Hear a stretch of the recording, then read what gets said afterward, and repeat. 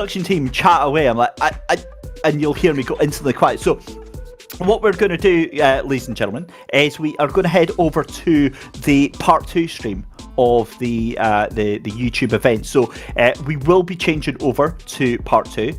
Now, obviously, Andy, we won't notice any difference because we'll just chat on as normal. But you will notice that the stream will stop. Head over to part 2. You can see that popped in chat, so head over to part 2. In fact, I'll have to do that as well so I can keep up with our wonderful banter from our YouTube community. But that does mean now that we're getting very, very close to the race start, so let's focus on that then.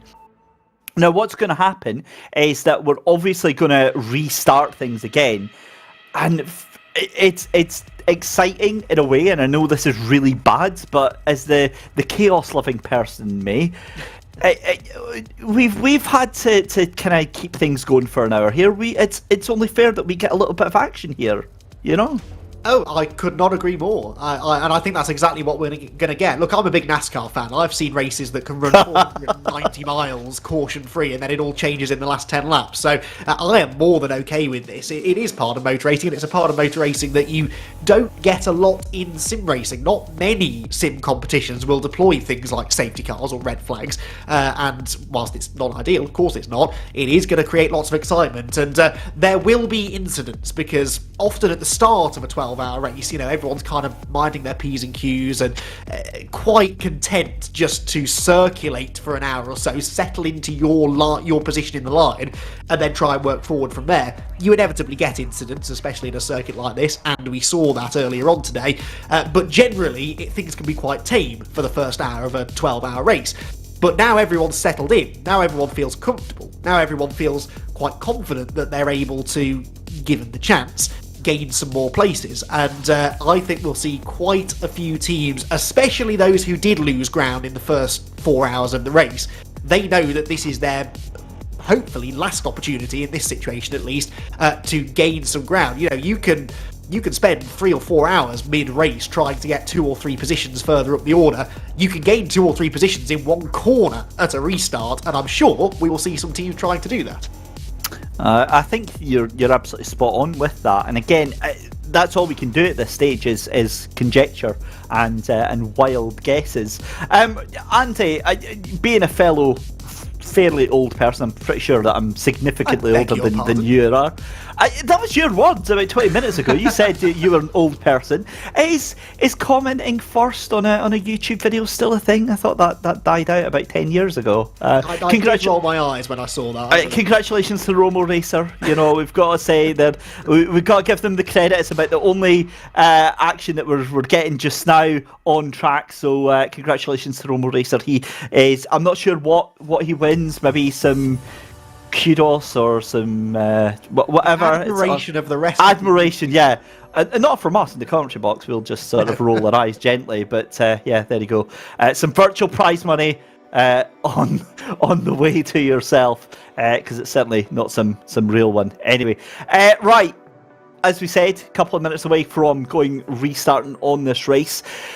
Now, I'm also noticing that the complexion of this race has changed as well. Now, I'm looking, obviously the field that are shown on our timing screens is not proper because it's not been adjusted as of yet.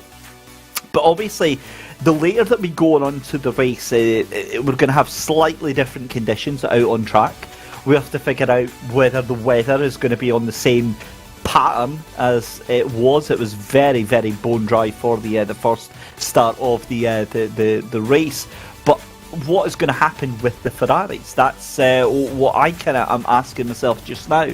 Are we going to see them making a resurgence? Do they maybe think that they're going to have to try something different, knowing what those Audis are capable of, Andy? This all depends on how accurate our predictions were that the Ferraris were going to come into their own as it got warmer, because you have to assume the track conditions are going to be pretty similar to what they were before, unless it does suddenly now turn out that it's raining in this server. But, you know, generally speaking, if it's dry, it's going to be a similar temperature to what it was at the time of the red flag. So in theory, we're getting to the part of the race now when the Ferraris were going, or were expected to come on strong. So they're going into a part of the race where they should be quick, and they have regained any time that they lost during the cooler conditions earlier on. Now, of course, we had the Veloci Ferrari in third, which was just under 20 seconds off the race lead, but then the next of the Ferraris was over 40 seconds off the lead, then the next one was over a minute off the lead. They all gained that time. Sorry, Andy. I'm so sorry, but that is amazing. We need to find out from broadcast who that is strumming away. My God, I wish we had. Is somebody wearing a Christmas glasses as well up top middle? That is, so. I love. That's Fred from Pulse Simsport. I love our community we've got here. They are an amazing bunch, aren't they? Multi-talented, it turns out. Well, maybe it's better that we don't listen on to that, but he's certainly making light of things. Who was it that we had from the SRO events that had the disco ball? I'm trying to think in the background. That was Josh Staffen, wasn't it? Yeah, from HPD. Andy, I don't know if you ever saw him, but Josh Staffen always had lights out and would have this disco ball bouncing away in the background while he was racing. It was an absolute treat. But I always used to think to myself, how distracting must that be while you're out on track? If I'm driving and I see a flash of car headlights out of my window, it puts me off and I'm in a barrier. So, although that might say more about my driving skills than anything else, but that sounds fairly excessive. But hey, this is supposed to be fun. After all, there are worse ways of spending a Saturday afternoon and evening. So, why not get fully into the spirit of things? But a multi-talented group of drivers we've got here. We've got some star chess players. We've got a budding musician. Assuming he actually is playing that guitar, we can't actually see what his right hand's doing. So he may potentially just be maybe a bit of air guitar going on there, but a very, very talented group of drivers. Although I will say, David, if you're going to have a webcam over your sim rig and you're going to position that next to your bed, you could at least make the bed, could you not? Is that me sounding old again? I was waiting to say, mate, that's a very middle-aged thing to comment on. I was born middle-aged. I know, but that's like you're in your early teens, late 20s, and you're like, that's fine, and you get to your 30s, like, yeah, need to get that sorted out. But I'm also seeing that, and I'm seeing a lot of money in these setups for these drivers, and again, just going on that thing, and I talk about this all the time, right? Back when I was the lads, right? We didn't have this, but I love the fact that for so many of these drivers, Andy, this is an actual investment into their future. They've got these expensive wheels, they've got these expensive rigs, and a lot of these drivers will have maybe won equipment through competitions and things like that as well, but it's one of those things. It's one of those platforms where you could have a £200 budget wheel against a guy that's got a $2,500 wheel, and you've got just as much chance of being successful. Which is not always the case in the real world, is it? Because often, look at Formula One, the team that has the most millions to spend on their car or their catering tends to find themselves at the front of the field, and those that don't have quite such a strong budget will struggle to keep up. That's really the case in sim racing. I always find that the more you spend on sim racing gear, it's not necessarily the faster you go, but the more immersive it is and the more realistic that it all feels. But it's why I really enjoy hearing stories such as the one you were discussing earlier on with Cian, I think, David, about drivers who are quicker than most professional sim racers who have spent thousands of pounds on their sim gear. They're quicker than them with a gaming controller, and that is the great thing about sim racing. It is inclusive of everybody, regardless of who you are, where you come from, or what your budget might be. Yeah, and on that theme of inclusivity, I'm thinking about on Team Brit and the hand controls, but we'll come back to that in just a second. We'll step away from the mic in just a sec, and we'll get an important update from Race Control, so we'll be back with you in just a second.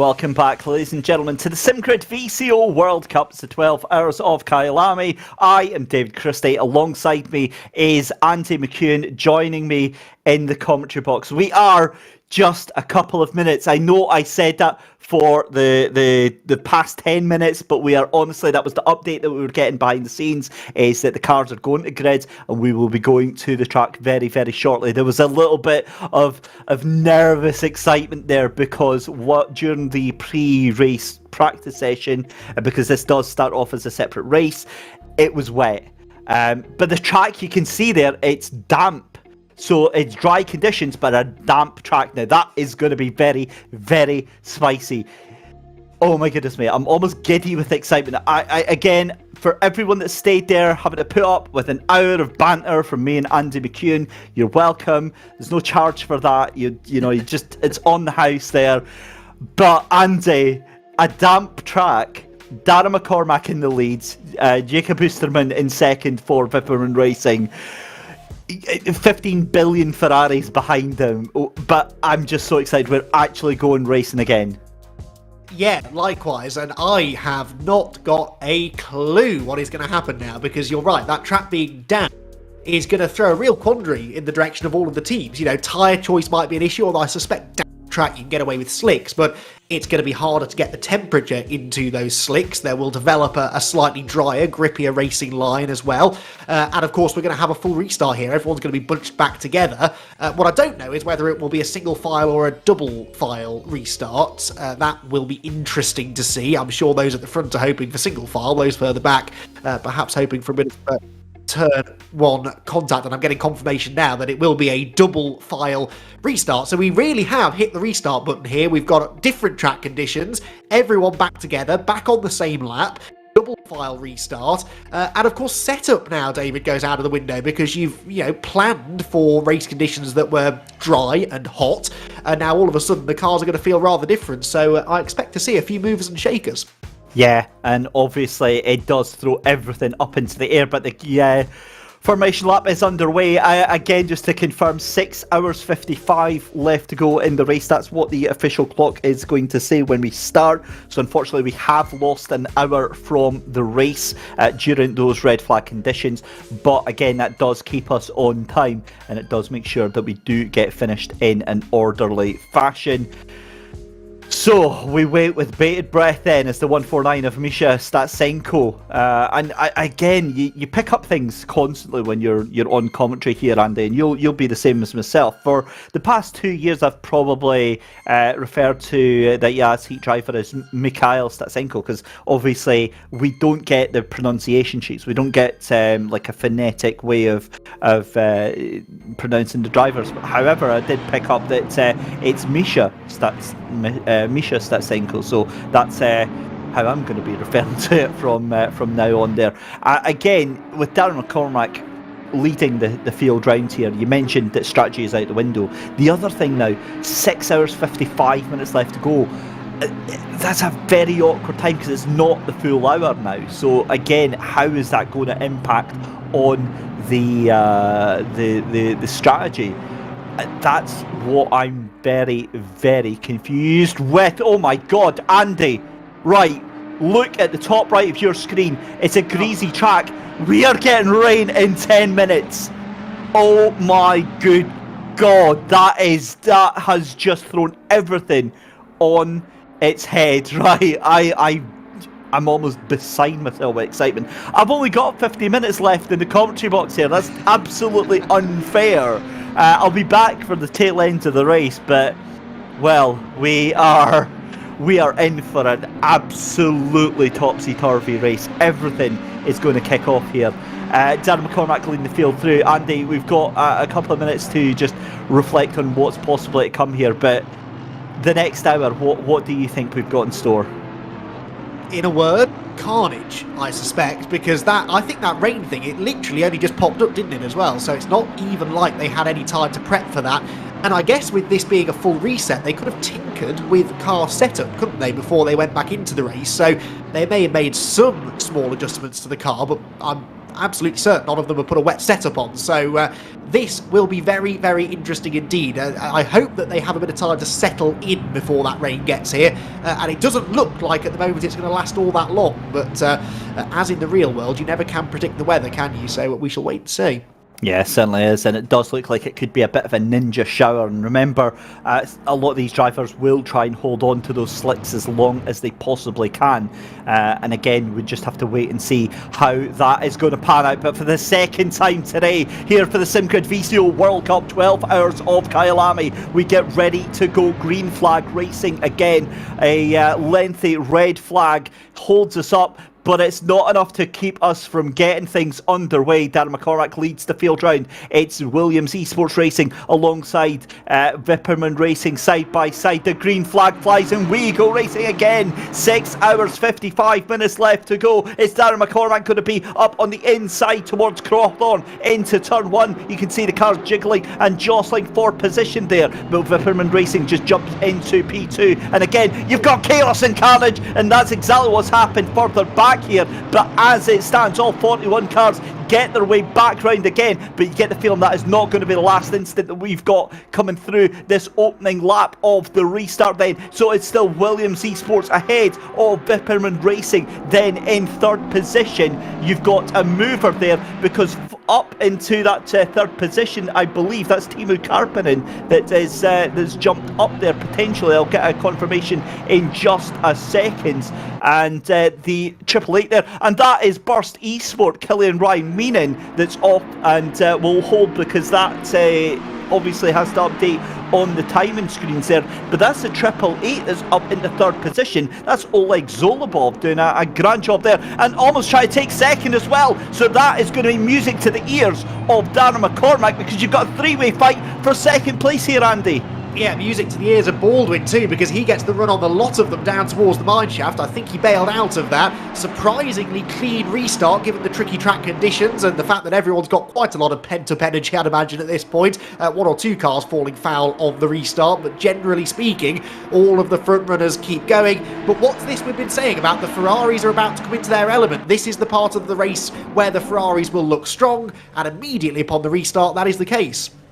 Well, that is a decidedly second-hand looking Audi. The number 49 Burst Esports machine is off the track, and it looks like that might be all they've got to do in this race here. Now, we have said that about the Ferrari, but again, look at the Audis there, as that was a little weave out of position there, as Kevin Siggy is up into P5 right now. Now, that's the Redline Racing machine, the 69 right now.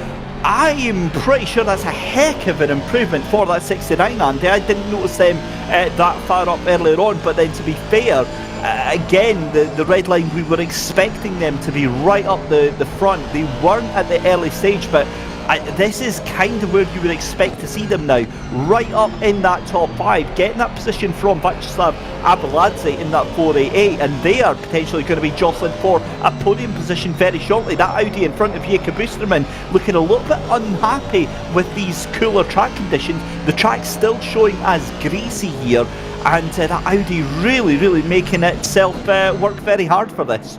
And James Baldwin goes around the outside of Alexander Smolya there. He tried the inside on the exit of Louis Kopp a lap ago. Now goes to the outside, dips two wheels onto the grass. The two 488s running wheel to wheel down towards the mineshaft. And it will be Smolya who just hangs on, chops across the nose of James Baldwin and defends that third position into the first of the cheaters. But yeah, great restart there from Kevin Siggy. You mentioned him, the Team Redline Aston Martin. He did take the restart 6th, so he was further up the order than I realised actually. But he is the first of the front-engined cars. Now, on a damp and greasy circuit, I would want my engine to be hanging out over the front axle and not sat behind me as a driver, because those front-engine cars tend to be a little bit more stable when the track conditions aren't ideal, so that Aston Martin may continue to gain ground.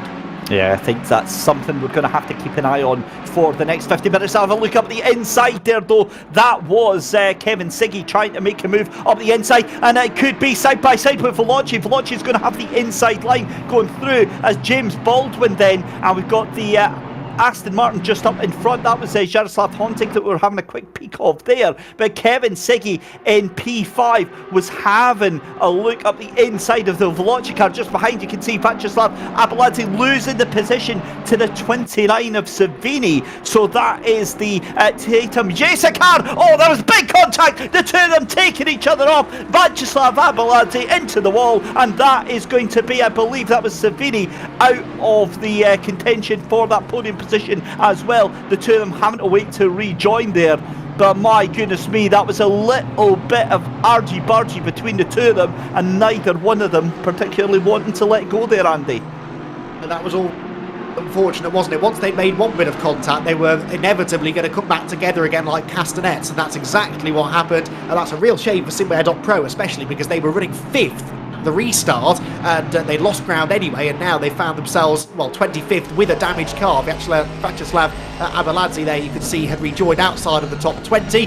Meanwhile, on board now with Joris Appel, the Red Velvet Esports car, he is running in 11th place. Another Aston Martin looking to make some ground. He's got Statsenko just ahead, so the 149 car is, David, back into the top 10. Brilliant stuff to see, and I've got to be honest, I'm so confused with this weather right now. Firstly, it was sunny, then rainy, and now we've got no rain at all now. It's gone to overcast and no rain, so that's changed already, and the track's already gone too fast here. So very, very confused to see that changing so quickly here. But again, that'll be a big sigh of relief, I think, for those Audis out in front there, Andy. Everyone, really. I think serious rain on its way was not really great news for anybody, because disaster's always likely to strike. So at least now they know that the track conditions should be fairly stable for the foreseeable. But yeah, this has been a very, very lively restart to the race, hasn't it? Jonathan Riley here for Visceral Esports in a bit of an Aston Martin train. I can see 3 of them within about 4 positions here. The Fordzilla car further back there, diving up the inside. That's Sean Arnold trying to find a way past Abeladze in this ailing 488 car, which was 25th half a lap ago, and it's about to slip down to 28th, I think. And is that rain, David? Is that rain? What? What is going on? It says that we weren't going to get rain. Now we are getting rain. Now it's absolutely pouring it down. This is just a bonkers restart to the race here, and a lot of these drivers I think going to be caught out here. Thankfully it does look like a bit of a shower, but it's gone straight back down to greasy. The track condition had changed to fast. I get the feeling it's going to go damp very, very quickly here. Oh my good lord, this race just keeps twisting and turning, and again I think these Audis are going to start struggling in these wetter conditions. But let's see what happens here, because Darren McCormack off like a whippet, 2 seconds nearly to the good here of Jacob Oosterman. Be careful though, McCormack, because he is the first car to arrive at every braking zone, and every braking zone will be getting more and more slippery as we go. Is anyone brave enough to dive into the pit lane for wet tyres? How long will the rain last for? How long will it take for the circuit to dry out? Because that weather forecast is changing 3 or 4 times a lap, it's impossible to tell, and it will come down, I think, to a pure gamble on strategy. If anyone's willing to come in for the wet, then that might be the way to go. But right now they're managing on slicks just about. Darren McCormack flashes through this 4-way fight for second between Smollier, Osterman, Baldwin and Siggy, continuing to rage on. But my word, that 888 car looks fast. It really does, and of course that now means that we've lost third position, or second position rather. Vipperman Racing now down to third, as Smollier has taken that second position here. So as you said, this is now the Ferraris starting to stretch their legs a little bit there, and you get the feeling that the 69 as well of Kevin Siggy fancies his way past, as does James Baldwin. Right now we're watching Florian Durkop here for Pulse Simsport, and that rain is absolutely lashing down as Oosterman is almost losing another position here. That's James Baldwin trying to move up the inside here through the left-hander on towards, that's through Mineshaft and into the Crocodile then. And this is just absolute defensive positioning from Jacob Oosterman. That's the only way you can describe this right now, is you've got an absolute gaggle of cars sending their way down. Are we going to have anybody coming in? Because that track now is damp, and that is very, very heavy rain that is going on. We've had everything you could possibly imagine, and we're not even 10 minutes into the race, into the restart. That's the ridiculous thing on this right now. The cars very, very delicately bringing their way round. I think it's, as pointed out by Andaman Plays in YouTube chat there, it's too early for wets. There's just not enough water on there, and I don't think there's going to be enough water coming down in general to justify wets here.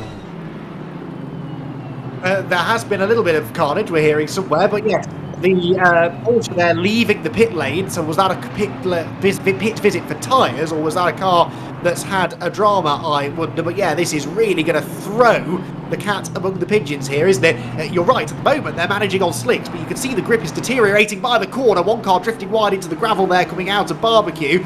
It's only going to take another lap or so of this before the slick tyres, I think, really start to struggle. The gamble is, though, if it then stops raining, then you're on the wrong tyre. So is it better to just wait it out and hope that you don't slip off the road, or is it better to dive in and make the tyre change? Right now, though, everybody just trying to stay away from each other, but also gauge those track conditions from the cars around them, and that is Florian Durkop, who were just following, slipping wide, and the 488 car, which has now dropped out of the top 30, I believe, also getting in strife. But yeah, trying to gauge those conditions based on what the cars ahead of you and behind you are doing is often the best way to go. It really, really is, and we're seeing there James Baldwin trying to get past, but look at Alexander Smollier. He has already opened up, what's that, about a second of a gap over Jakob Oosterman here, so Baldwin really needs to get past this car quite quickly if he's going to hold on to that 888 car just in front of him. It's not quite happening just now, but we're only, we're just over 10 minutes into this restart, and the track is now classified as fully wet. So again, you can see just how much that rain coming down, but it does look like the rain starting to ease off a little bit here, so maybe that is the worst of the water coming from the sky. But as per usual in ACC, different corners have different parts of the weather system, which is a very accurate representation of how it works in real life. So yeah, this is a voyage into the unknown, into every braking zone, and certain cars are going to favour this over others. You can see James Baldwin there, the mid-engine Ferrari, just didn't have any front-end grip going through barbecue, drifted wide, whereas the Aston Martin behind him of Kevin Siggy, he was right on the apex. All of that weight over the front axle on the Aston Martin keeps the front end planted on corner entry, and in these wet conditions that's really, really useful to have. But yeah, what a difficult decision for the teams here. If the weather forecast is to be believed, then it's going to stop raining in 10 minutes time, but I'm not convinced, David, from what we've seen so far in the restarted race, that I believe it at all. Well, that's just it, and the thing is that the way that it's not a binary system here in ACC, so it means that over the course of the next, that it's raining just now, but over the course, in any time in the next sort of between now and 10 minutes, it will stop raining, and then it will be dry after that. But that's what we've got to look forward to. James Baldwin has a look on the outside there, so Smollier must have made yet another, Oosterman must have made another mistake there, but that is leaving James Baldwin in a very vulnerable position here, because we see this so often, is that, you know, you can be faster than the car in front of you, but if you make a move and you slip up, then that car behind you is very, very likely to try and take advantage of that, as we see Isaac Price here for BMW Team G2 Esports. I tell you what, Andy, that is not a position in the field that I would like to be anywhere outside that top 10, because it is just a constant stream of cars, and one mistake and you could lose, what, 10 positions? Oh, easily so. It's a minefield, isn't it? It only takes not even a mistake from you, but a mistake from the cars around you, and that could be your race done for. Heading up into Crowthorne, for example, this big braking zone, if you've got a queue of cars behind, it only takes one of them to snatch a brake or miss the braking zone or just aquaplane into you, and that's it. You're off into the barriers. So really nervy stuff. I have to say, I'm very impressed with the way that the drivers are managing. As I say that, we've got an Aston Martin pointing the wrong way, coming out of Crowthorne, and a bit more hip and shoulder going on up the hill as well. That is the number 1 Aston Martin being elbowed off the road, the West Competition racing car, and it gives one straight back again. It is a free-for-all in the mid-pack. You get the impression that there's a little bit of afters there on that one. That was certainly keeping it planted.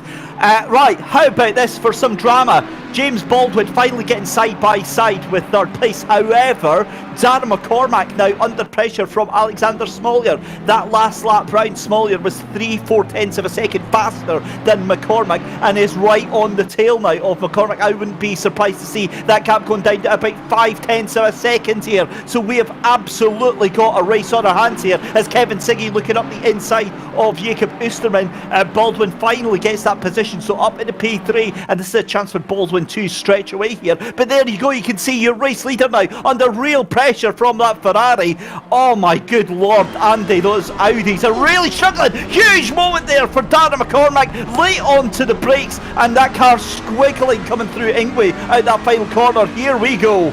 Alexander Smollier with the run, and honestly, if I were Darren McCormack, I'd be tempted to let him go. The Ferrari clearly is the faster car. He's in the slipstream, he's going to look to the inside. Does McCormack defend? He does not. Smollier looks to the inside line. They break at about the same time. The Ferrari goes through, but can it stop for the corner? Runs out wide. McCormack snatches the advantage straight back again. We have got a real race on our hands. Clearly, the conditions at the moment favouring the Ferraris over the Audis, but Alexander Smollier not yet quite able to make the move stick. Let's go. That was incredible. 3,000 IQ drive there from Darren McCormack. You can see the rain starting to ease off in intensity. That means that the track is going to start drying off probably in the next 10 minutes. Right, here we go. Updates from race control. Incident between car 77 and the 911. That was a racing incident. Remember, when we say lap 1, that's lap 1 since the restart. Cars 5 and 23, it's a warning to the 23, and then the 966 and the 100, no further action. So that's GTWR Esports getting a warning. That's Darren King behind the wheel of that one. Now here's the question, with these drying conditions, now that the rain does look to have completely stopped here, Andy, how long do we think before that Audi is able to get back on top song and back on stretching its legs again?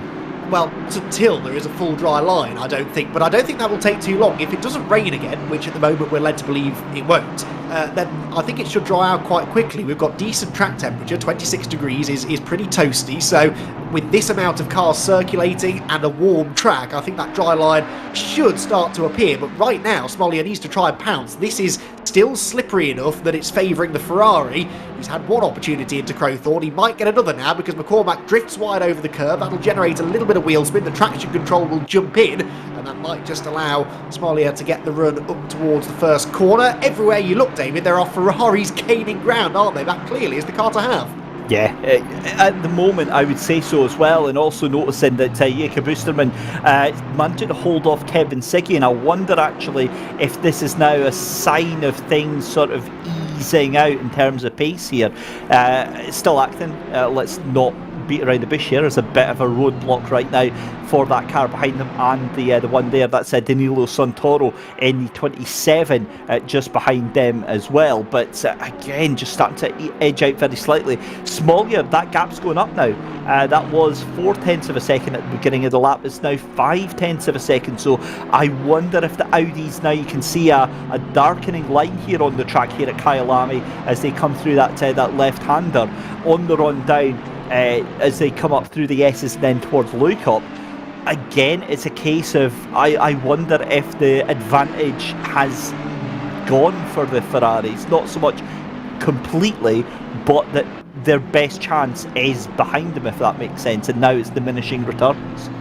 Well, psychologically as well, the fact that it is no longer raining, if you're a driver of an Audi or any car that's not been behaving particularly well over the last 10 minutes or so, and then psychologically this gives you an edge now, because you know that with every lap, with every corner, track conditions are getting better. It's not going to get any worse than it was. Your car will start to feel a lot better. As I say that, Jakob Osterman just drifts a bit wide and actually does now open the door for Kevin Siggy. This is a tough place to go side by side, and the Aston Martin slots back in line behind and then hits the curb through the second cheetah, bounces over the grass. Here comes Santoro in the Ferrari to the outside line at the last corner, gets the hip and shoulder from the Aston Martin, and that could open the door for Luke Whitehead. It does. He's gone past Santoro already, I think, who rejoins behind them, and Luke Whitehead now going for 5th position. Drag race between the Aston Martin and the Ferrari, and they bang into each other down the straight. There is no need for that at all. Whitehead goes through, but that was nearly disaster.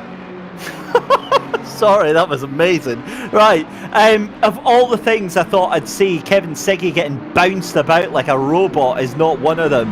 Up the inside then goes the 27, Danilo Santoro. I think it's safe to say Santoro's not going to be too impressed with the way that he got run wide out of the exit of the final corner out of Ingwe. He's still keeping in here, and I think he might have had an opportunity. He doesn't though. So Kevin Siggy loses ground there to Luke Whitehead. Listen, Luke Whitehead isn't in the mood for taking games here, and is obviously just want to make his way past. He's already trying to close down on Jacob Oosterman. This is back with Alexander Smollier for SMP Racing Esports though, onto the back end of Darren McCormack. A dry line now appearing here on the track here, but that Ferrari, I tell you what, if ever I've had to eat my words, it'll have been that the fact that Ferrari has maybe had its better chances behind it. But yeah, this is not getting any less intense at all in any way whatsoever. And I'm absolutely not going to repeat what Jimbo Mansey 46 is referring to with Luke Whitehead, as that is side by side and already gone. In the blink of an eye goes the lead from Darragh McCormack. Alexander Smollier takes the lead of the race for SMP Racing Esports. But we've seen this from Darragh McCormack and that Williams Racing machine, especially on lap 1 of the actual start of the race. But yeah, that was a very unexpected move. And it was, I think, the same mistake that Osterman made a lap earlier on, just locked up and really outbraked himself going into the first of the crocodiles, and that opened the door wide open for Alexander Smollier to go through. But I mean, this Triple Eight car at the time of the red flag was 42 seconds off the race lead.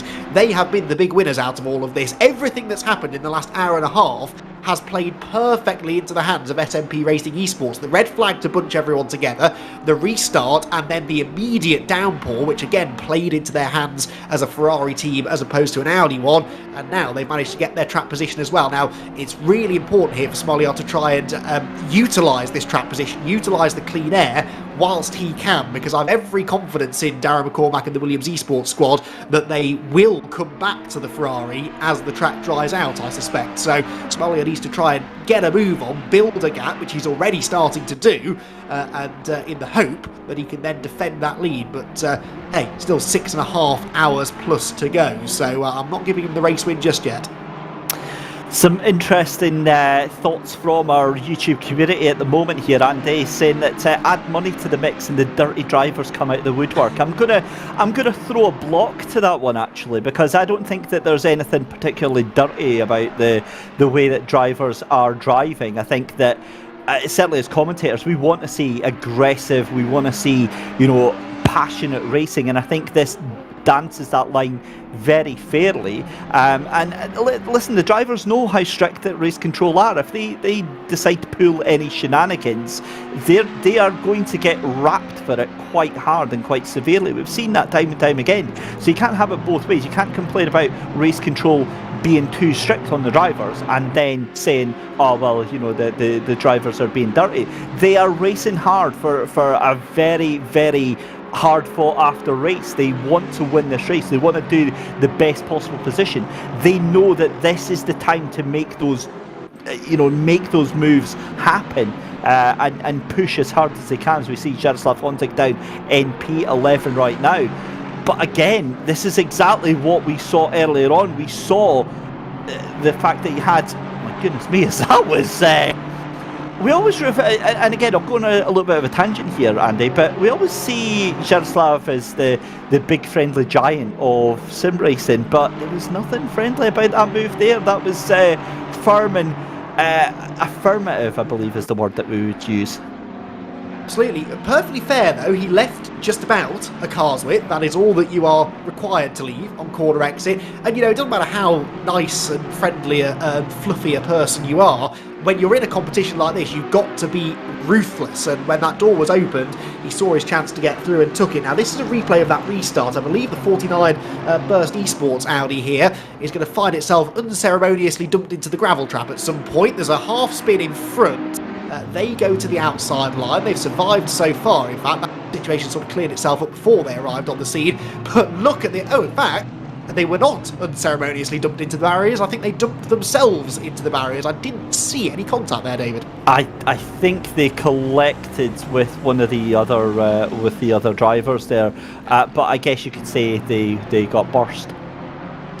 You could say that, David. You could definitely. say that, you could, but obviously us being the consummate professionals, we're not going to say that. Right, what happened to Darren McCormack that last lap now? Because that was a 1:49.1, and again, just looking at these lap times here, that's 10 seconds that we are off of the race pace, about 8 to 10 seconds that we are slower than normal race pace. That shows how much of the track, or rather how much of the track was wet there. So fascinating to see though, but 2 seconds between Alexander Smollier and Darren McCormack. So here's another thing as well, Andy, is the fact that we don't know about the fuel loads in this. We don't know about the strategy. Could the Triple Eight be ultra low to try and get track position and try and be out of strategy with everyone?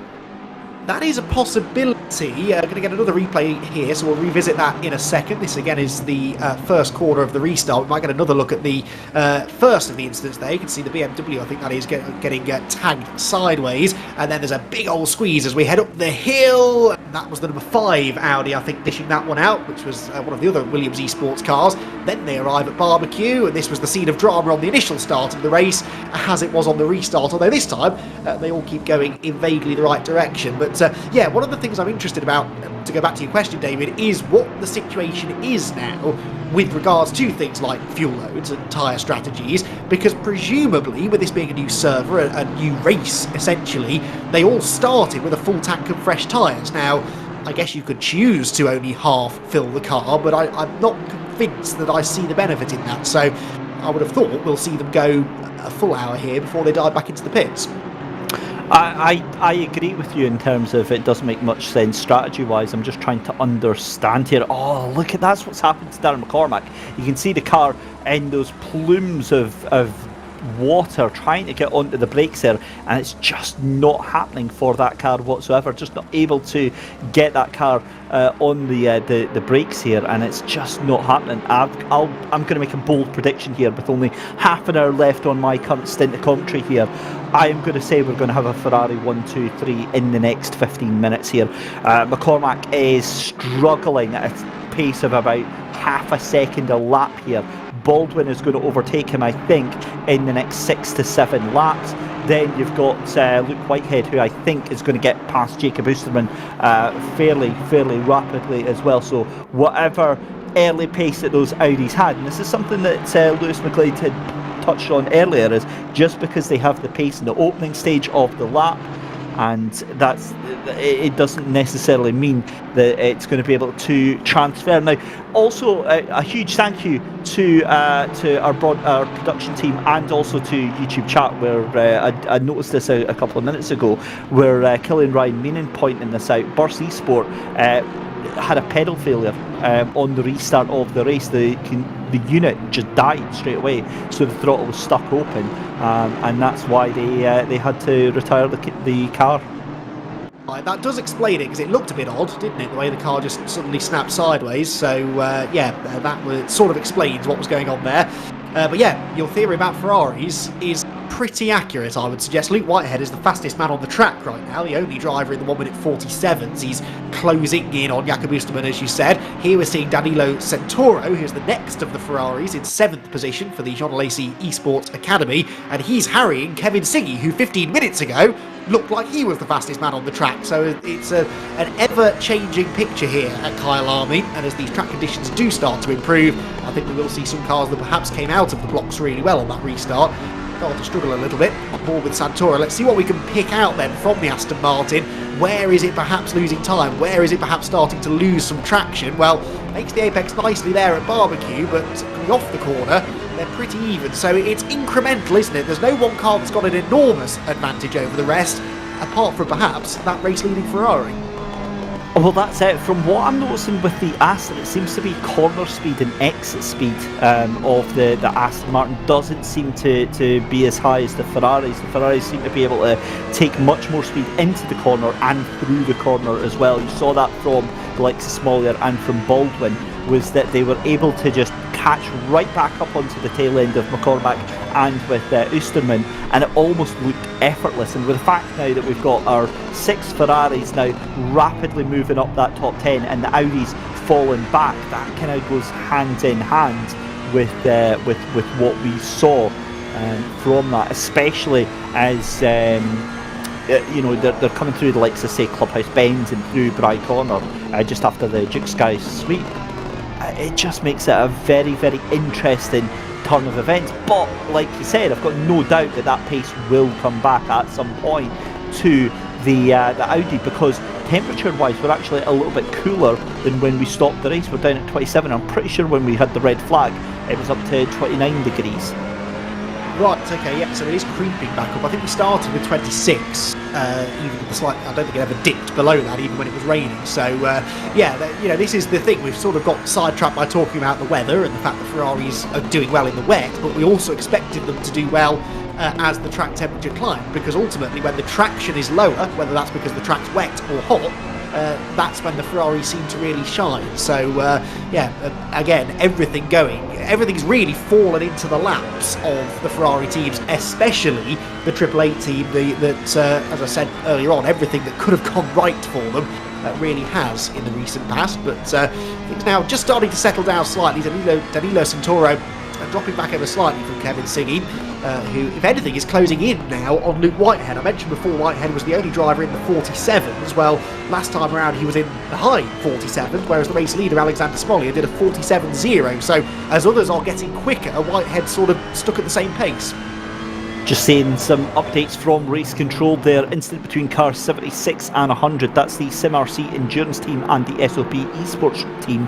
That is a racing incident. Then the 966 and the 256. That's Team Fordzilla and Low Fuel Motorsport. That is a time penalty, a 5-second time penalty to Low Fuel Motorsport 256 for causing a collision. So that's Tobias Rosenthal, Lucas Topach and Patrick Porwitt getting the first of the penalties from this restart here. But yeah, look, you're absolutely spot on with that one, Andy. Again, there's so much conjecture that we can try and take out of this this race at this early stage right now. But the simple fact is that the race, the track, whatever it is coming more towards the Ferrari than it has been through the past 4 hours for the Audi. Remember when we had the red flag, it was Audi 1-2, and it was looking like it could have been that way as well until we saw that rain starting to fall from the sky. Now all hell's broken loose and the Ferraris really starting to stretch their legs a little bit. It's Alexander Smollier at the front of the field, 4 seconds to the good of Darren McCormack right now. However, what I would say is that James Baldwin and the rest of the Ferraris not able, I would say, to get the pace down that much, with the exception of Luke Whitehead. Luke Whitehead there doing a 1:46.8. He is definitely on the pace of Alexander Smollier, who is currently in the lead of the race. And there we go, Luke Whitehead trying to go round the outside, and I've got no doubt he'll actually possibly be able to make that stick. He can obviously try to make a fool out of me there, but again, you see the grip and the confidence that Whitehead has over the Audi in front of him. Yeah, and I don't know whether Oosterman's made a mistake, because yes, the Ferrari looks quicker, but he was about a second ahead at half a lap ago or so. On the inside goes Whitehead there into Leukop, and I think this time it should work. He's got the inside line through the second apex, tries to squeeze across the nose of the Audi, which he does. Luke Whitehead up into 4th position, but Oosterman, ever since the restart, just hasn't looked like the same driver, and that car hasn't looked like the same car that he had before the red flag. He's just really struggled for pace, and he's now down into 5th, and I suspect with more positions to be lost. Kevin Siggy in the Aston Martin, Danilo Santoro in the Ferrari right behind, and then into 8th position now is Michal Statsenko. He's caught Jan Willem van Ommen in the Bentley, and he's into the top 8 and setting really impressive lap times. Yeah, really is. And just noticing we've lost a couple of drivers from the start there. Fidel Moreira, we've lost from the race as well there, so that's obviously probably about 2 laps ago, I think that was, that we lost the number 5 there. But yet again, another Audi, so just showing how difficult this restart has been. But Luke Whitehead up into P4, and you wouldn't bet against that car being able to make some moves up the field and get himself up He's only, 10 seconds off the lead right now. So I think Whitehead definitely on chance for getting a podium. James Baldwin just 2 seconds off of Darren McCormack here. He's Baldwin's last lap of 46.9 though, about half a second slower than the two in front. In fairness, McCormack matched Smolly to within a tenth anyway on the previous lap, so either a slightly off lap for the race leader or a strong lap for McCormack. We'll monitor that over the next few laps, but it's up to 4.2 seconds between the two of them, and that will be interesting to see whether that keeps going up or whether or not McCormack can start reeling it back in. At the end of sector 2 we'll see that it's 4.5, so yeah, staying about the same, but perhaps now starting to come back to the Audi ever so slightly. Meanwhile, the car that I mentioned earlier on, the number 149 Ferrari, only 1.6 seconds off the back of this quartet of cars now that are fighting for fourth position. Whitehead, Oosterman, Siggy and Santuro, I think, are going to have some company within the next few laps, and certainly for Siggy and Santuro, they'll be well aware of that, and they'll be even keener now to try and find a way past this struggling Audi. And that's exactly the thing, is that we've said this umpteen times before as well, and is the fact that you might have the faster car, but that doesn't mean that you're automatically going to get past that car in front. If that car chooses to, that can make your life absolute hell. And you know, we're watching Kevin Siggy here. He wants to try and get past that, as we see Nikita Bogoroditsky here for SimGrid by Vides, and we saw that 911 up in the top 10 earlier on there, and that was Dan King having a little look up the inside there. So this is the battle for P12 right now. You've got Dan King, you've then got Muskowski just behind in that Aston Martin as well. So again, we're seeing the Aston Martins also starting to have a bit of a resurgence as well, because those cars were a little bit further down here, and now it's starting to look like the Ferrari and Aston Martin show. And maybe this is what we should have been expecting, given drier, sort of brighter conditions that were going to come later in the race, because there's got to have been, Andy, a reason why, you know, you've got almost 10 Ferraris and almost 10 Aston Martins. I mean, the mid-engine cars always will be popular here at Kyalami, with all of these changes of direction and the accelerating out of the tight corners. The mid-engine cars are so agile that they always are going to be favoured, and then it's just down to the micro differences between them all, and that's sort of what we've been discussing at length so far in this race. As track conditions change, that perhaps starts to favour one particular mid-engine car over another, but things are, I think, just stabilising a bit more now. Certainly Alexander Smoliar is smoking the field out at front of the pack, but further back, everyone now seeming to settle into a bit of a rhythm. Alaric Onslan here in the Brabham Esports car is right behind the BMW. We've got a handful of BMWs in the race, but none of them going particularly well. In fact, the first of them is running in 16th, I think, isn't it? That's the Isaac Price BMW, but that big Beamer struggling a little around the twists and turns of Kyalami, but it's got itself embroiled here in a battle of front-engine cars. 2 Beamers, 3 Aston Martins, in fact 4 Aston Martins if you count the number 52 car of Durkop just up the road, and they're all running at pretty much the same pace. And a partridge in a pear tree to boot as well, just to keep things nice and festive here, so close to Christmas time. But 6 hours 20 minutes left to go here in the SimGrid VCO World Cup. 12 hours of Kyalami. A very good afternoon, ladies and gentlemen, and a warm welcome if you have just joined us. If you've been here since the start, then you know exactly what we have been through today. It's been trials, tribulations, and we are just a whisker away from the halfway point of this race. Obviously a lengthy red flag stoppage lost us an hour of the race, but we got going again and very quickly put all hell to it as the rain came down here at Kyalami, and the dominant Audis that were out in front have been struggling ever since. Dan McCormack doing a wonderful job of trying, and the keyword being trying, to hold on to that position. Now just 1.3 seconds ahead in second place of James Baldwin in third, and then hoping not to get fed to the wolves behind. You've got Luke Whitehead in fourth, Jacob Oosterman in fifth, and Kevin Siggy struggling to try and get past that fifth place car in sixth position just now. But it's all changed so far. It's Dave Christie here with Ante McEwan, and Ante, just thinking down the final 15 minutes or so of my first stint here, again, it was a bit of a late start because you came in and we obviously had the red flag, but it's amazing how quickly the drivers just settled back into that rhythm. That's what we spent a lot of time talking about during the interval, if you like, was how difficult it is to do that. You've been sat around for getting on for an hour. In fact, I think it was over an hour in the end, and to get straight back in the zone is not easy. That was a car diving for the pit lane, one of the BMWs in that pack failing for the pits, but getting into the zone, getting into the rhythm, a very, very difficult thing to do. So is pulling off an overtake into Sunset, and that's what Kevin Siggy was trying to do, as again he gets more and more eager to find a way past Jakob Osterman. Not so much now because Statsenko is closing, because he isn't anymore, he's sort of matching their pace, but you can see Luke Whitehead is rocketing off up the road to the tune of now, about 2 seconds clear of this trio. The other gap that's coming down is between second and third. In fact, it has come down. James Baldwin has caught Darren McCormack, and that battle about to ignite. So too this one then, Siggy to the outside of Osterman.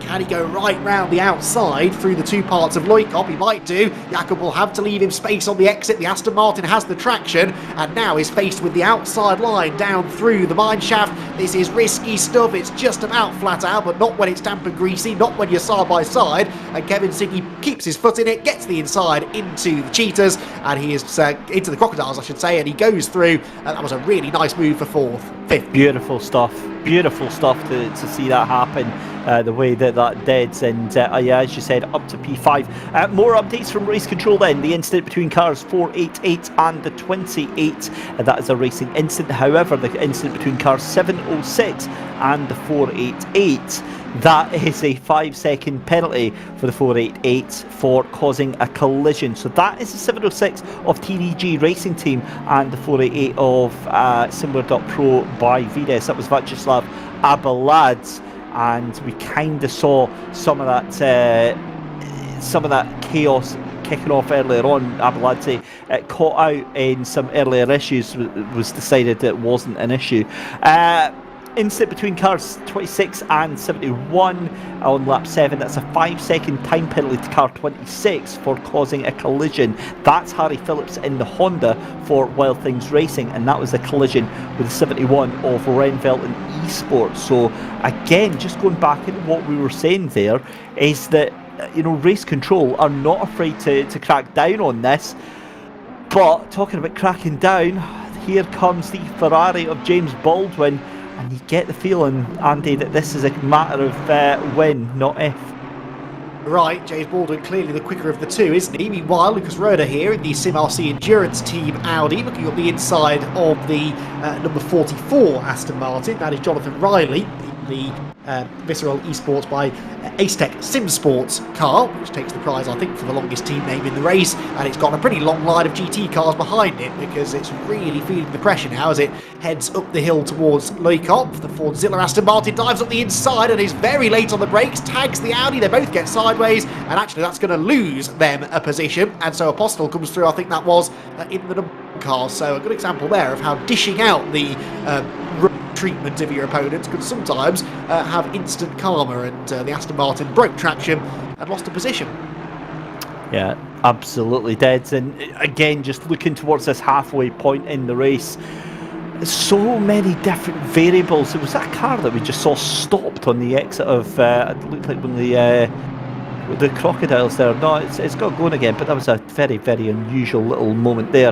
Again, come back to the final 6 hours left to go of this race. So many variables, so many things that are unknown, undecided, unsure at this point in time, and that's all what we're going to have answered over the next 6 hours here, though. But the overwhelming sense that you would get is that the early dominance through that first 4 hours of the Audi does look to be coming to an end at the moment, as James Baldwin has a look up the inside there of Darren McCormack. Hold on to the position. There's a little bit of touch of paint, but that was inevitable in the very sense of the dictionary term there for James Baldwin and Darren McCormack, and the Veloci car up into P2 right now. Hiding through the mine shaft as well, so it just doesn't look well settled, does it? The rear of that car not great, and that was really what led to the move. I think Baldwin just had so much more grip underneath him, and he could brake so much later on the inside line, which is still a little bit greasy. It is the racing line, of course, that dries out first. That inside line into Loikop not yet fully dry, and yet he was able to comfortably outbrake the Audi and still make the apex. So James Baldwin braking through into second position, and now interested to watch his lap times, because race leader Alexander Smollier, who has escaped now to the tune of nearly 8 seconds, is lapping consistently in the low 44s. Well, here comes McCormack back up the inside. Forget all of that, because he's not going to be able to chase down the race leader, whilst the Audi is back in front of him. They run wheel to wheel up the hill. There's a bit of a squeeze. Baldwin goes off the road. And the Audi also runs wide over the grass, so actually that's self-policed, because it was a bit of a squeeze from McCormack, and he instantly loses the place at the next corner anyway, and now Baldwin is back into second. Okay, this is a little bit of fireworks that I wasn't expecting here, and that was a bit of a dip from James Baldwin there. That car pitched into the front there, keeps it going, but that again just showing how much that Ferrari's pushing. And what you're going to have to watch for is Luke Whitehead just behind there to the tune of 2.5 seconds. Here's Misha Statsenko for Yaz Heat in 8th position just now, chasing down Danilo Santoro. The wipers on that car still going. I'm wondering if they've maybe just been left on by accident there. I did that a while ago, and it did make me wonder what was going on, but no, there's no rain, and in fact the track conditions have now turned to fat. So the track is fully dry, but not yet fully rubbered in, which is actually when it's, in theory, at its fastest. So completely dry conditions, no rain forecast for the next half an hour, so that now hopefully can put the team's minds at rest slightly. But yeah, every time we take our eyes off Michel Statsenko, he seems to suddenly gain a whole chunk of time. Remember, a few laps ago I said that he was stuck at about 1.8 seconds behind these two, and all of a sudden he is right there with them. So a three-way fight developing here for 6th position, as we get a whole list of race control decisions. The most significant there being the penalty, the 15-second time penalty that's been applied to car 40 for causing a collision with 53. Car 40 is the Wild Things Racing Honda. Not been a good few minutes for Hondas, has it? Quite a few penalties going their way, and that was for their aggression against the Pulse SimSport Mercedes. Yeah, so that's both the Wild Things Racing Hondas getting penalties now. The 26 was the one that had the penalty before. It's now the 40 that gets that collision. That's a big penalty, 15 seconds there. So that is for, as you said, with the collision with Pulse SimSport earlier on. So I mean, it's bits like that that really put a hammer into your race and really leave you in a bit of a difficult position, because you can't sort of keep doing things like that, and you can't keep doing things like that between Danilo Santoro, Michel Statsenko, and I believe that's Jaroslav Honzig just on the back of that little fight. In fact, no, it's not, because that's Yuka Busterman that's just ahead of Danilo Santoro, so you can absolutely ignore me as Santoro sends it up on the inside through Loicop. Job done, let's get going. Happy days for them there. And yeah, I mean, to be fair, making that look very, very easy indeed. And again, just the Ferrari's better on the brakes. It's exactly the move that James Baldwin made against Darren McCormack a few laps ago, and it's allowed both of these Ferraris through. Look, because Jakob Busterman now drops down into 8th position. So another place gain by Michel Statsenko. They said, didn't they, that they wanted to get into the top 10 after the restart, and they did that pretty quickly. And now they are into 7th place, and I think a little bit quicker than Santoro as well. You also mentioned Jaroslav Honzik, who has made some good ground and restarted 14th. And the number 42 Ferrari, the Veloce Ferrari, is now into 9th and is starting to hone in on this group. He has been the latest driver to clear Jan Willem van Ommen in the Bentley, which does now seem to be struggling. So still things shuffling around here. I don't think things have quite calmed down yet since the restart, which was the best part of an hour ago. It hasn't. It's just been bubbling over. It's like if you bring a pot of water to the boil and then you just leave it simmering, it's just going to constantly bubble away, and that's exactly what we're seeing happening here. Also, is it just me? Darren McCormack isn't dropping off to James Baldwin anywhere near as much as I thought he would, given how fast that James Baldwin was closing down. He's really harassing James Baldwin to... Yeah, I'm a little bit confused by that. However, I think as we're getting closer to going back to the 140s in terms of pace here, that's ultimately where we're going back to. If we can get there, I think that's where the Audi will start to stretch its legs, because it had about 3/10 ultimate top speed pace per lap over the rest of the field here. So this could be a very dangerous time for the Ferraris right now, maybe getting themselves into a false sense of security here and thinking that they might be able to make things happen here. And in fact, McCormack's back ahead of Baldwin. Oh, really? Okay. Yeah, I didn't notice that on the time. Come through the final corner now. Dan McCormack has got back ahead of James Baldwin.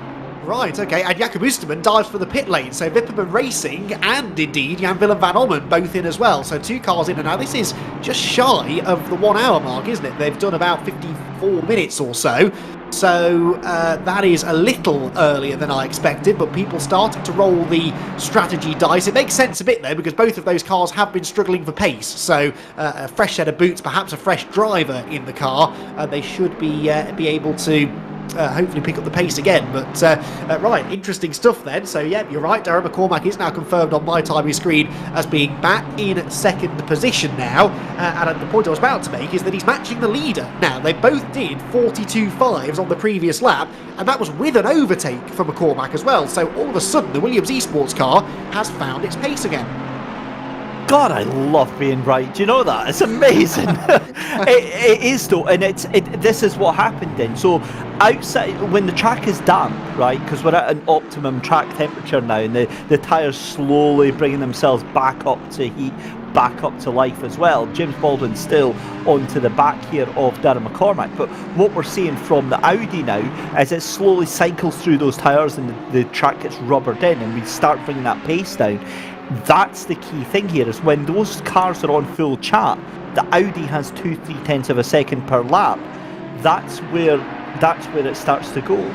So what we're also being told is the 44 Visceral Esports by Aztec Sim Sports has got a third penalty point on them, in which that means now that they're going to get a drive-through penalty for that 44. So again, one of the interesting factors of this is that the license point system that SimGrid brought in a couple of years ago, I think, changed massively the behaviour and of the teams and the drivers here, because it disincentivized them to be wild and to make lunges and things like that, because they would get the penalty plus they would get the penalty point.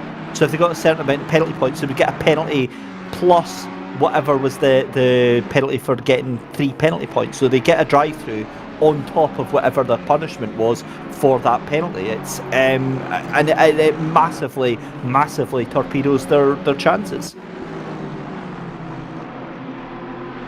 So as we see Alaric Hensland just coming through here, then this is on the run through towards Loycop here for Brabham Esport.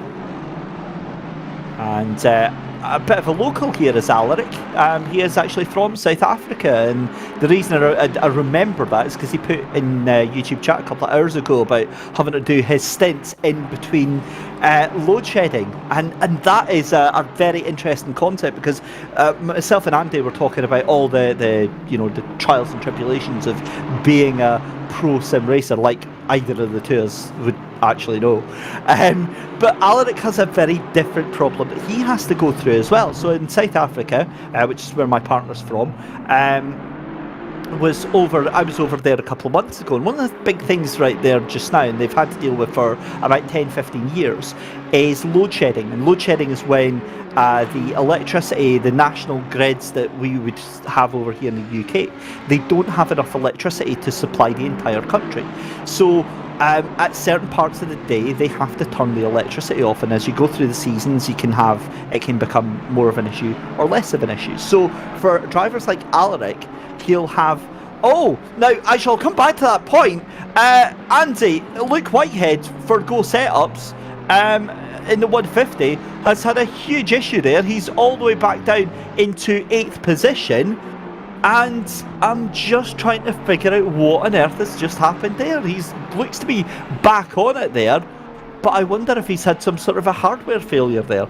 I was about to suggest that, because that was along the pit straight. We almost saw an accident on the pit straight a while ago, but it's a rare place to go off, and certainly on your own. So I wonder whether maybe there was an issue there, either his hardware breaking down on him, or he's pressed a button that he shouldn't do, which again, as professional sim racers ourselves, David, we would never ever have any experience of doing. So yeah, we'll wait and try and get an update on that, but that has been fairly costly at a time of the race where he was really flying. Yeah, he was really doing well from 4th place to 8th place, and I'm sure he'll be able to recover there as Matthew Gautier for Wild Things Racing sends the car in. Just to finish off that conversation about Alaric Hensland and load shedding in South Africa, so you can imagine he's doing this race here, but he has to work his stint around the times that his power is scheduled to be going off. And Andy, obviously here in the UK we've had threats of maybe one day in the winter we're maybe going to have to go through blackouts and things like that, but for a driver in South Africa I guess that would really hamper your ability to compete in professional sim racing events. Yeah, massively so. I mean, that is, I guess, one of the benefits of taking part in endurance races, because you're not required to drive the car clearly for the entire race. So if you've got teammates and the timings work out, then that can help you. But certainly an inconvenience, a fairly sizable one, and I don't envy him at all. Also, of course, you've got time differences to take into account. You know, an awful lot of these big sim competitions are run based on European timings, and that may not work out with you either. So yeah, that's far from ideal, and let's hope that this delay hasn't had an effect on him, because now of course his driving stint time might be going on a bit longer than he planned. Meanwhile, that was an overtake for Matthew Gautier there. The Wild Things Racing car has been on the attack for the best part of a lap or so, finally makes the move stick, and in fact the Aston Martin that he just passed has dived for the pit lane. Also, one quick thing of note, we had that slightly early pit stop for the number 110 car, the Vipperman Racing, Audi. We have had a change of driver there. Jakob Oosterman's got out and Louis Roters has got in, so watch that car's lap times with interest. Yeah, and Robert McCall on YouTube chat just confirming it's stage 6 load shedding that they've got on now, which is ridiculous. It's so bad. Having been over there a couple of months ago, it's like it ramps up, and stage 6 is like they've got like 8 hours or something that their power is off for, and it goes off in like 2 to 3 hour stints. It is just, yeah, it's not fun, not pleasant at all. But what is pleasant is the dulcet tones of a Mr. DJ Clark, who is joining us in the commentary booth. We have a very brief three-way conversation. DJ, welcome aboard. You're going to be joining Andy for the next couple of hours. What have you made of all the shenanigans so far? Well, I got to tell you, David, they've been exactly that, shenanigans. The red flag period obviously throwing a big wrench into the works for a lot of these drivers' plans in the rain that just keeps coming and then leaving and coming and going again. Really changing things up here. It's been a pretty fantastic race to be able to take a part of, and I can't wait to dive into it a little bit further with Andy here. Excellent stuff. Well, that is exactly what is going to be happening, ladies and gentlemen. I'm going to be loving you and leaving you all in the very capable hands of DJ Clark and Andy McEwan, and I'll see you back here in a couple of hours. Excellent stuff. Thank you very much. A pleasure as always, David, to share the virtual commentary box with you, and we've had quite a lot to talk about. Given the fact that an hour of our 2-hour stint together, there was absolutely no racing going on, we still managed to keep ourselves entertained at least, which I feel is half the battle. But we're just heading into another hour. In fact, we've just ticked past the halfway mark here at Kyalami, so just under 6 of the 12 hours still to go. And that means, DJ, that we're right in the middle of a pit cycle. We've had a couple of cars that have pitted early, but now I think the pit lane is about to become a very busy place. Yeah, I think it is indeed, and thankfully there, as you can see on your screen, with no threat of rain, this is going to be a relatively straightforward pit stop sequences. Here we see Setastenko trying to get a little bit of a move on Wenham there, coming down through the corner, poking that Ferrari's nose down to the inside. That's not going to play itself out. But clearly here, a lot of drivers trying to scrap for those positions as Setastenko finally able to get that move done. And I think we're going to see a little bit more of that as this continues to go along, Andy. You want to be ahead of that driver you've been battling with coming into pit lane. It allows you to dictate the pace, and, well, frankly, as simple as it sounds, it allows you to be out into the front of that battle more than likely when you come out of the pits. That's absolutely right. Statsenko actually, I think, has just come out of the pit lane. He stayed in that number 149 car, whereas we've seen some others, such as Vipperman Racing's number 110 car, go through driver changes, and Louis Rotas has set the fastest lap of this restarted race on pretty much his first full flying lap in that car, so he is really going quickly, and Michal Statsenko there has come out of the pit lane into some traffic, which is never ideal. Fordzilla here in the thick of a battle as well, and gaining ground against the number 7, that's Gaiten Arge there in the Valkyrie car. Aston Martin just dropping down one place. Again, this is always a slightly tricky part of any driver's stint, isn't it, DJ? Especially if you're fresh into the car after a round of pit stops. You want to, ideally, come out onto the track in clean air, but that's very unlikely to happen, and you can often end up battling with people who haven't pitted and are not on your pace. Yeah, exactly, and you do not want to find yourself in that position, losing time to those around you. And the other thing to keep in mind here is that if you're coming into the car relatively fresh, you're not going to have that rhythm. You're not going to have that sort of preset tone to be able to get yourself back out and be setting hot laps. You also don't know fully what the track is going to do. While, yes, you're going to be in constant contact with the drivers in your car, they're going to be telling you about track conditions. You're able to be watching on the sim to be able to take a look at it. You're not going to have that first-hand experience, and so what you really want to do is find yourself a way to come out in clean air to just put a couple of good consistent laps down. But more often than not, as you said, Andy, you find yourself into a little bit of lap traffic that's slower than you, and that can throw you off your rhythm, and it just sort of sets you back on that cycle of getting locked in, getting ready to go a little bit further down the road. So if you're able to find a little bit of clean air, that's where you want to do it, and I think that may be the reason why we've seen a couple of these teams decide to come down into the pits a little bit early, do that driver swap, give that driver some clean air to really just get themselves working around. That has particularly well for Wipperman Racing. Louis Rota's another new fastest lap of 1:41 dead, a full second quicker than Alexander Smollier, who has dominated really the last half an hour since he took the lead away from Williams Esports. He had disappeared up the road, but he is now not lapping as quickly as Williams Esports. That gap has come down by a couple of seconds in the last 10 minutes. It's now 7.6 seconds the advantage at the front of the field.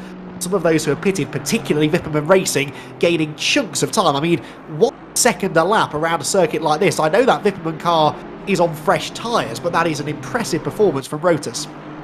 Yeah, it's very, very impressive. A second a lap, and let's not forget here that this Kyalami circuit is less than 3 miles long, so being able to gain a full second over the course of that time is very, very impressive. So we watch the TF Racing BMW working their way around right now. Currently your highest placed BMW, a little bit of a battle here, now starting to develop itself between the 27 and the 77, as well as Kane back in the 23 as well. And we're starting to see more and more of this starting to build itself up a little bit, is you're seeing this field starting to break off into couplets or triptychs here as they go, and I think that's going to be the word of the day, is trying to just sort of figure out if you want to be running in a little duo like this, maybe save a little bit of fuel, extend that pit stop a little bit longer, or if you're going to be on the attack here and want to get yourself on by.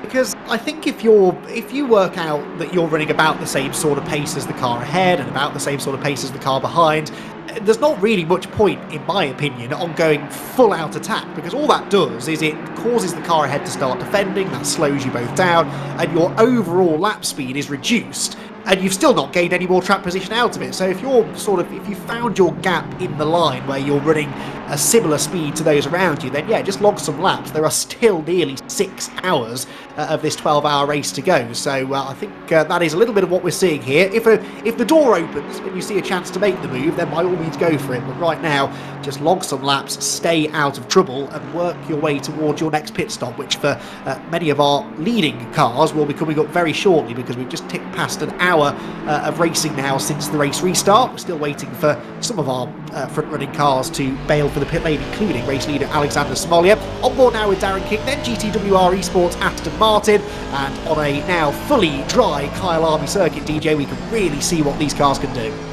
Yeah, we certainly can here, and I did notice a little bit earlier that Darren seemed to be a little bit braver on the binders going into the corners over that number 77. Get Closer Racing, Aston Martin right in front of him, so that could be a little bit of a sign that Darren's got the ability to be able to move that car forward, try to be able to go, but once again, holding back in line here like this. And really what you want to do in an endurance race such as this is we talked about having that patience, having that ability to just hold in line. You want to hold in line until you get about 5 minutes before your pit stop cycle, or before it comes down to about the last hour of the race. That's when the gloves come off a little bit. That's when we're going to see that fighting, and that's what I'm excited for to see right here on the track, is who's going to be able to be a little bit aggressive going into the pits. Again, being able to gain that one position before you have to dive down into pit lane, that can be absolutely crucial, because if you've got a little bit more speed, even if we're just talking a couple of hundredths of a second a lap than that driver in front of you, if you're able to come out of the pits in front of them, you're going to be able to stretch that advantage over the course of the next pit stop cycle. Just had Kevin Siggy in the Aston Martin for his latest pit stop, and I think the 69 car, yes, they have had a driver change now, so number 69 is now in the hands of Chris Lulham for the foreseeable future. So where did that car come out in relation to some of the others who have pitted? Well, it's behind the Vipperman Racing car, isn't it? That car has now jumped back into the top 5 and remains the highest placed car to have made a stop. So the top 4 all yet to make their way down the pit lane. Focusing in here on Harry Phillips, the Wild Things Racing team have not had a great time of it of late. Both of their cars receiving penalties for on-track incidents. Harry Phillips, I believe, has served his now, but that's dropped him a little way down the order. You don't see a huge amount of these Hondas out on track, but on their day, DJ, they can be competitive. They can indeed, both here in the sim and in real life. They're very fun cars. Obviously, a mid-engine setup there, and based on the Acura or the Honda NSX, depending on where in the world you're from. Interesting thing about the car, they actually had to do a fair amount of conversion when they made it over to this GT3 spec. The car obviously being built in a four-wheel drive configuration, and that not being allowed in competition, so they had to port it back into a rear-wheel drive type engine. But it is a very, very quick car, taking some pretty high accolades over the course of real-world racing this year. And one of my favorite looking cars here on the sim, I have to say. It just looks mean, it looks aggressive, and it sounds even better.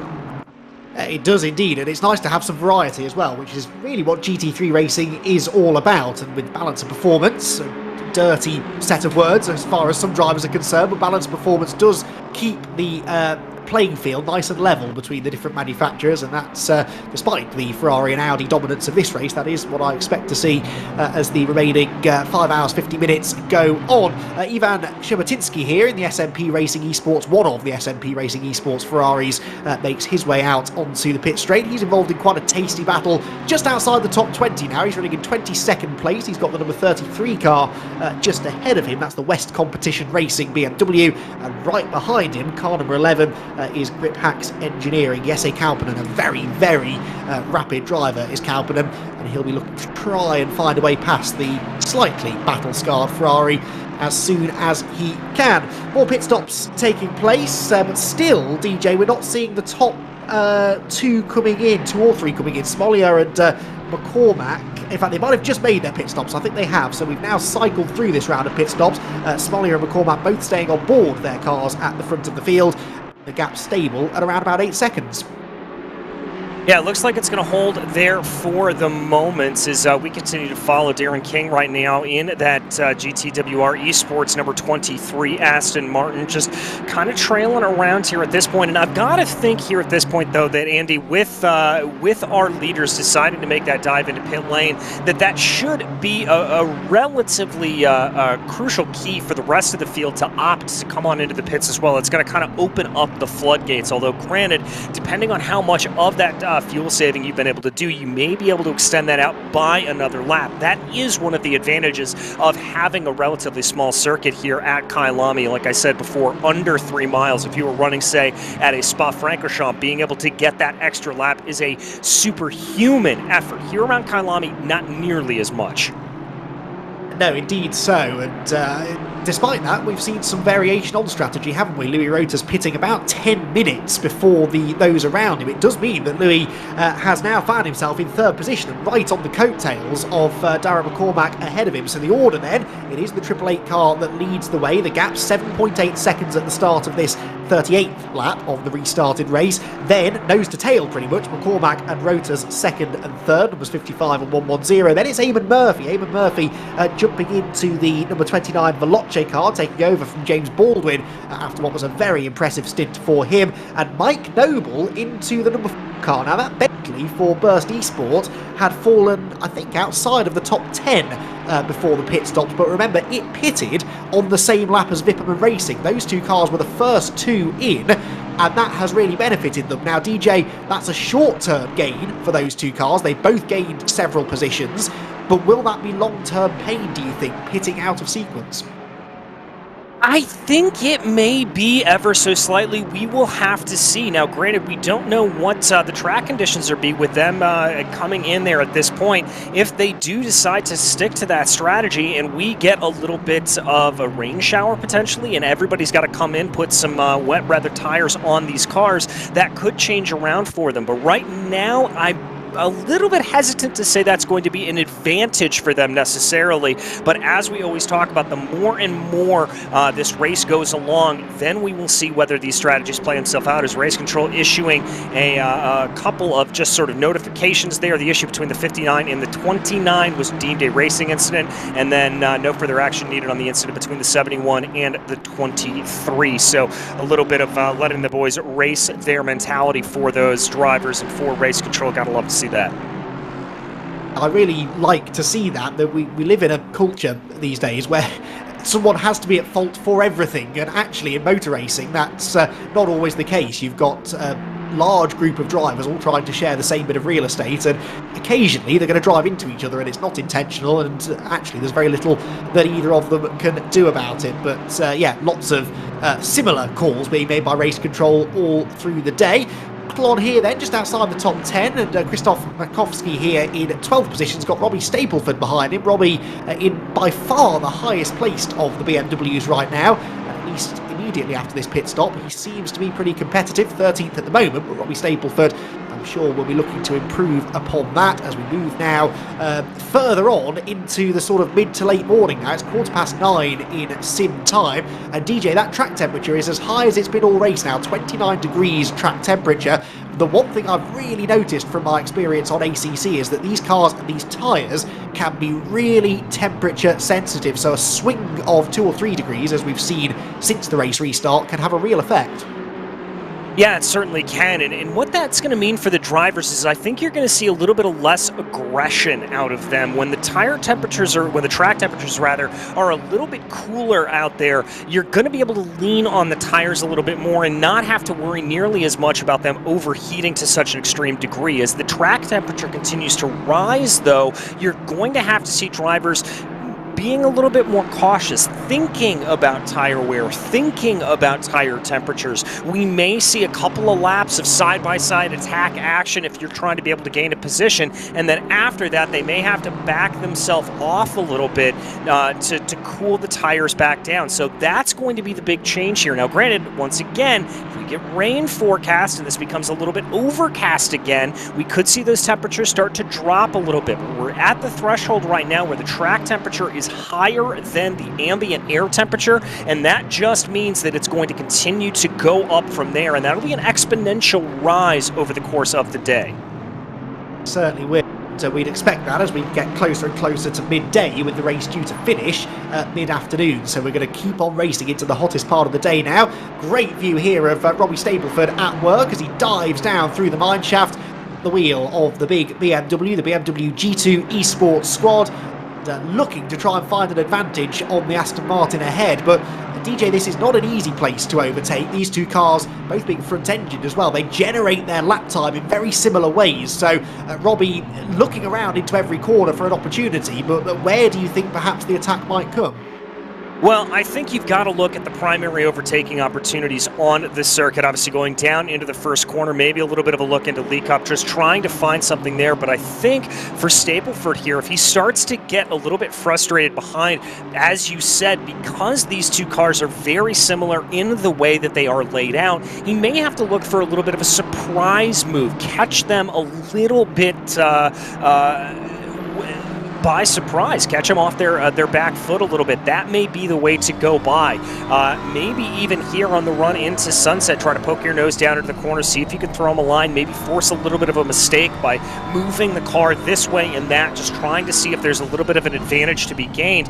But we will have to see. The advantage here of these front engine cars is the fact that they sort of feel like you're getting pulled along a little bit more. It's not nearly as pronounced as it is in a front-engine, front-wheel drive car, but because that weight is over the front axle, you're able to lean on the car a little bit more. They're inherently a little bit more understeery in the way that they go, so they're going to be able to lean on the cars more and look through some of these faster corners, maybe here Stapleford to try to exploit that of the BMW. The Aston Martin tends to be a little bit grippier. It tends to have a little less understeer. Stapleford's really going to have to work this car, but if you learn how to be able to drive with that understeering kind of counterbalance, that can really come to your advantage, and I think both of these drivers here are doing a good job to be able to keep themselves ahead. But to answer your original point, I think Stapleford's going to have to get creative on this. He's going to have to send one into an area that drivers are not going to expect.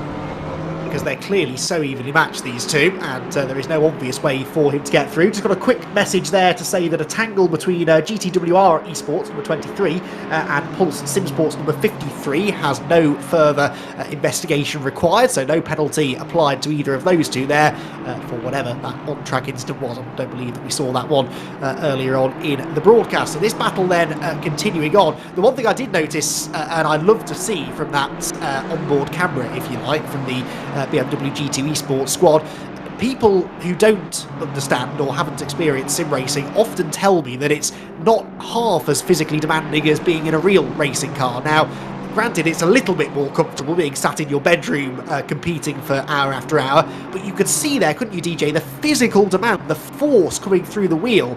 It really, you do an hour or two behind the wheel in a, with a top-level sim setup, and you know you've done some hard work. Very much so, and it's one of my favorite things to talk about on broadcasts like this. Now, I can tell you from experience, I jumped into a race on Thursday, just having a little bit of fun, and I don't have a top-of-the-line rig. I do not have a direct drive wheelbase, which means that I'm not nearly having as much force put into the car, into the wheel, as these drivers with the direct drive wheelbases do.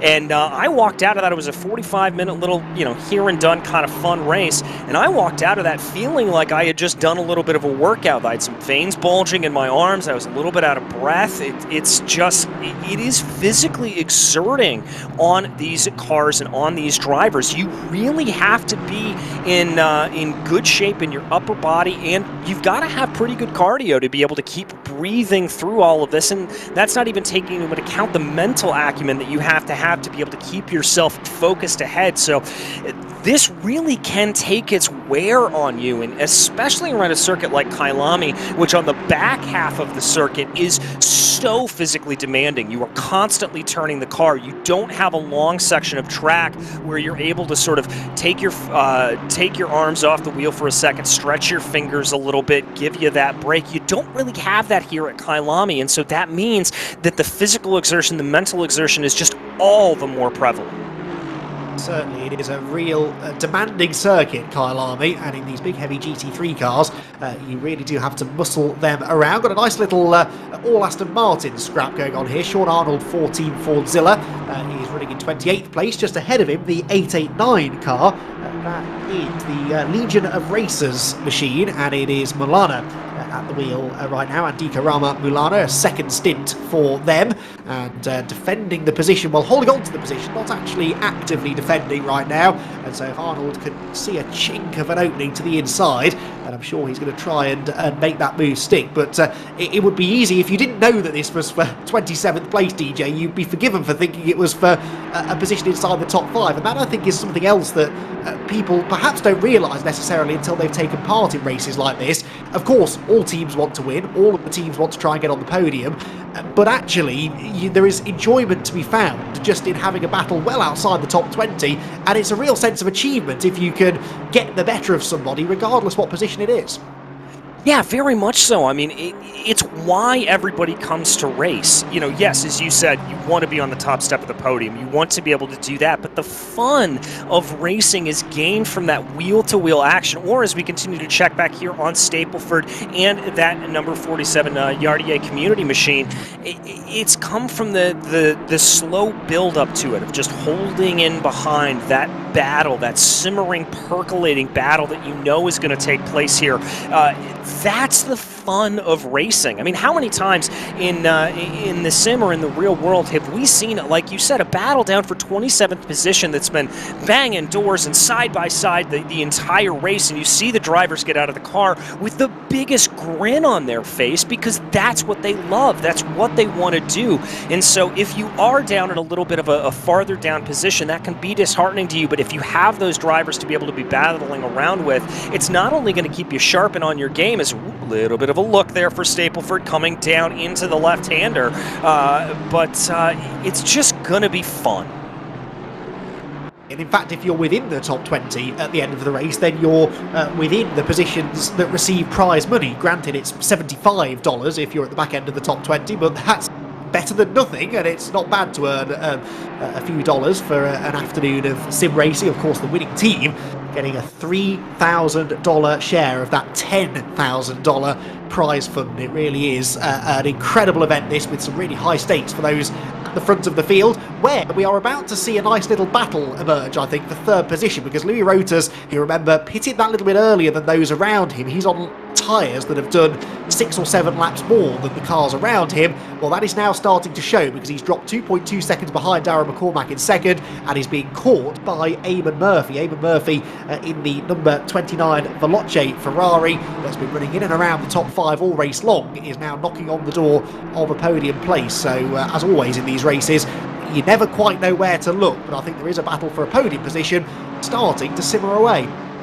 Yeah, I certainly think there is as well, and I'm going to be interested to see with Louis Roters and with Eamon Murphy particularly, what they decide to do when those cars come up behind them. As we said, you've got to kind of pick your battles here at this point, and so does Murphy try to maybe muscle his way on by? Do we maybe see a little bit of caution from the drivers? Do we see maybe a simple situation where it's, you know what, let him go on by, I'm not in this battle? That's going to be really, I think, what is indicative of where those teams up at the front think their pace is going to be. Is there Harry Phillips getting a little bit off during the up there, just having to check up his braking in front of him, and that is the drawback of running in a pack like this, is you're not able to be braking on your own terms. You've got to be braking based off the car in front of you, and that's what costs you time.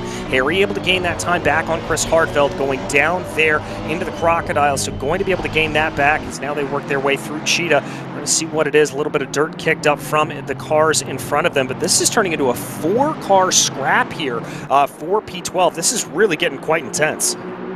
And it's a great advert for GT racing, because we've got 4 cars at 4 different manufacturers. Aston Martin leading BMW, leading Ferrari, leading Honda. So again, balance of performance working well, and a real dive up the inside there. That was a very aggressive move by Robbie Stapleford. Did it work? Well, it sort of works. He runs a bit wide at turn 2, and they run wheel to wheel up the hill. The Aston Martin back up the inside of Pachowski, and he's going to reclaim the position, and then there's contact, and they both get sideways. That was the Ferrari of Hartfeld into the back of Stapleford. He gets into the back of the Aston Martin, and they've completely reversed positions now, because out of all of that, it was the Honda of Harry Phillips that gained 3 positions, and that is how quickly it can change. How quickly it can change indeed there, and I'm gonna wonder if maybe the stewards are gonna have a little bit of a look on that move from the number 150 and Chris Hartfeld. That looked like a little bit of an opportunistic move, but then I need to get another view of it to see if there was a little bit of a chop down there by Robbie Stapleford. But nevertheless, a fantastic run there for Harry Phillips, being able to get his way back up into the lead of this battle. That is very, very impressive stuff, and it just goes to show you, sometimes when you're in those locked battles where things are very, very close, really and truly the best thing you can do is just be patient. Let the race come to you. Something will happen and you'll be able to take it away there, just like we saw Harry Phillips able to do. I think there's a real skill sometimes in a racing driver of being able to read a situation, read the race around you. You know, when you're in Harry's situation there, you're following 3 cars, you could try for your entire stint. You're probably not going to overtake all 3 cars, because, as we've said, the pace between all of the cars is so even. But if you can see that they're starting to battle each other, sometimes it's best just to take a step back and let the situation develop. If you can see that they might start getting into each other, then you might not have to actually make a move on any of them, and that's exactly what Harry did. Just sort of kept himself to himself, and as they drove into each other, he was the beneficiary. But now he's got Chris Hartveld closing back in. I think that Hartveld perhaps is a little bit quicker. Meanwhile, the 47 of Moskowski losing ground too. There's the lunge from Stapleford, but really, DJ, that wasn't the problem. It's what happens next where it all goes wrong. Yeah, it is indeed. It was a great look there from Stapleford, but this is going to be my question. A little bit argy-bargy there, but within the realm of possibility. You know what, looking at it again at that Ferrari, I've got to put the blame squarely there on that Ferrari driver there of Chris Hartveld. I think that was far too opportunistic. There wasn't even side-by-side contact. That was front to rear there from the number 150, and so I've unfortunately got to put the blame on Hartveld, and I would not be surprised if the stewards take a very dim look at that.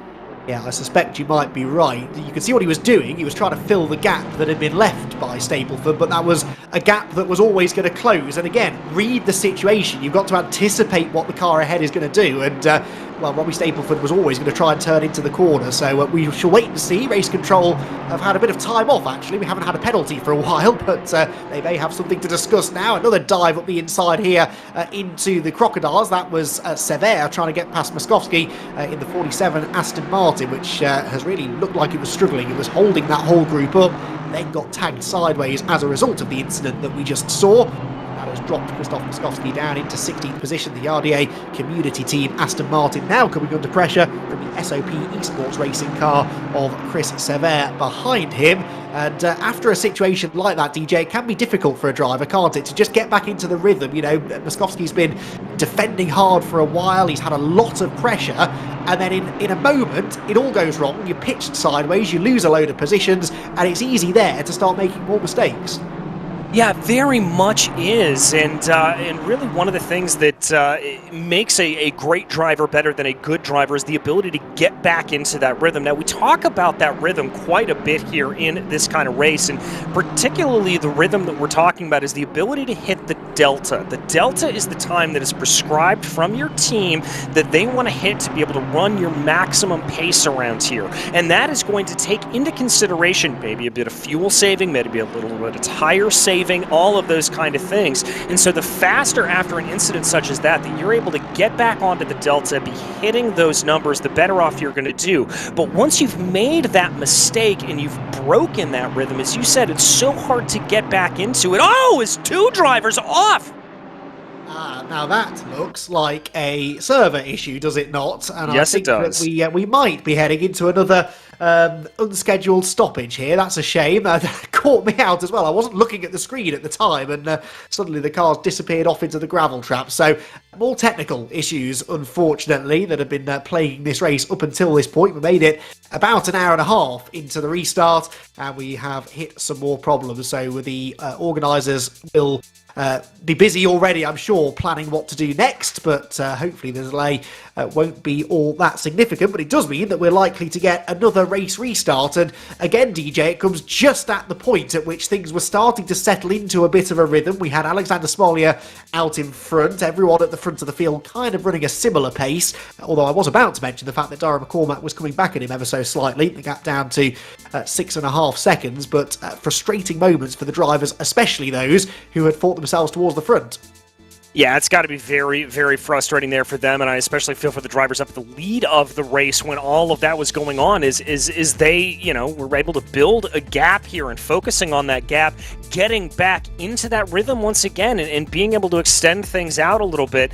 But unfortunately, just technical gremlins coming back to bite them. They're going to be very, very frustrated, I think, with that happening. And obviously, no fault of anybody here on the servers. And as we said, Race Control doing everything they can do to be able to get everything back and together. But, you know, this is just another one of those rhythm breaks. And the truth of the matter is that it's so very similar to what you see in real-life conditions as well. Normally in this kind of situation, this would be akin to a yellow or a big incident that a red flag would come out, and you certainly have a problem where your rhythm is going to break up, and you have just got to be able to get back into it as quickly as possible. And that is such a key trait here for a lot of the best drivers in the world, is their ability just to come right back in. And especially given the fact that this can now, again, completely change the complexion of the race. This happened last time. We had, at the time of the last red flag, the number 55 Williams Esports car was about 60 seconds in the lead. Second place were Vipperman Racing. Now, when the race restarted, Vipperman Racing had absolutely no pace. They really struggled in the wet. They got muscled out at the restart, and they dropped down to about 7th position. So your race can turn around in a heartbeat, as we saw with the Harry Phillips moment a few laps ago. But when it's something like this, it really can completely change the way the race is going, because presumably we will now jump into another server. The weather conditions may not be the same, the track conditions may not be the same. We're going to bunch everybody back together again, and those who have fought so hard to get themselves out in front to build up any sort of an advantage might now start to find themselves with a bit of a fight on their hands. And that is true of the car that was leading the race, the SMP Racing Esports car, which in a way things have kind of come full circle now, DJ, because they gained a lot out of the first red flag. They were 42 seconds off the lead when the first red flag came out, and then when the race restarted, they obviously had gained all of that time back. Then it rained, which really played into their hands. They were by far the fastest car in the wet, and now, unfortunately, they're going to have to do it all over again. Yeah, they're going to have to do it all over again, and they will hopefully have some favorable track conditions when everything comes back to them. But if they've got the outright speed, which we've seen that they at SMP Racing Esports Machine have over the course of the running, it'll certainly come back to play. Now, their lead is not going to be nearly as big as possible, but they will be able to press ahead here a little bit. And interestingly, as you said, with the different race conditions coming back in, we're not sure what those are going to be once we get restarted again. We may see a little bit of that varying advantage to different types of cars. We talked about, you and David were talking about before I came on, how the Ferrari was getting its sort of moment in the sun, how the Audi was getting its moments in the sun, and those two things were going back and forth. Well, now at this point, we don't know what the next thing is going to be, and so that's going to be a big change for these drivers, I think, as they try to get back into the car, and it'll present a lot of unknowns.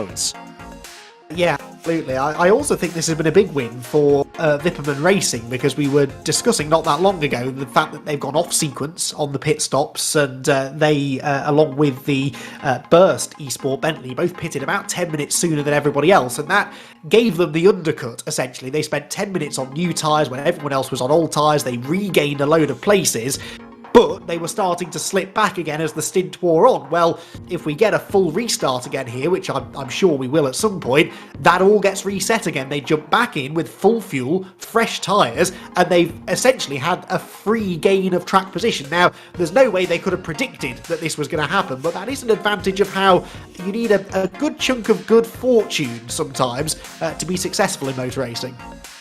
Yeah, exactly. I mean, you know, there is the adage of you create your own luck, but the thing is that you create that luck by putting yourself into a position where you're able to take advantage of the moments that present themselves to you. That's really the way to do it, and that's exactly what we've seen here from these top running teams. They have just run the race they want to run, and when these things like the stoppage come out and catch everybody by surprise, it finds them into a position where they are able to take as much advantage as possible. And so as they continue to work their way around, that will be what we see coming out for these drivers. Still waiting for a little bit of information here coming in from Race Control and the race directors as to exactly when everything will be updated, and we will get back to going again here.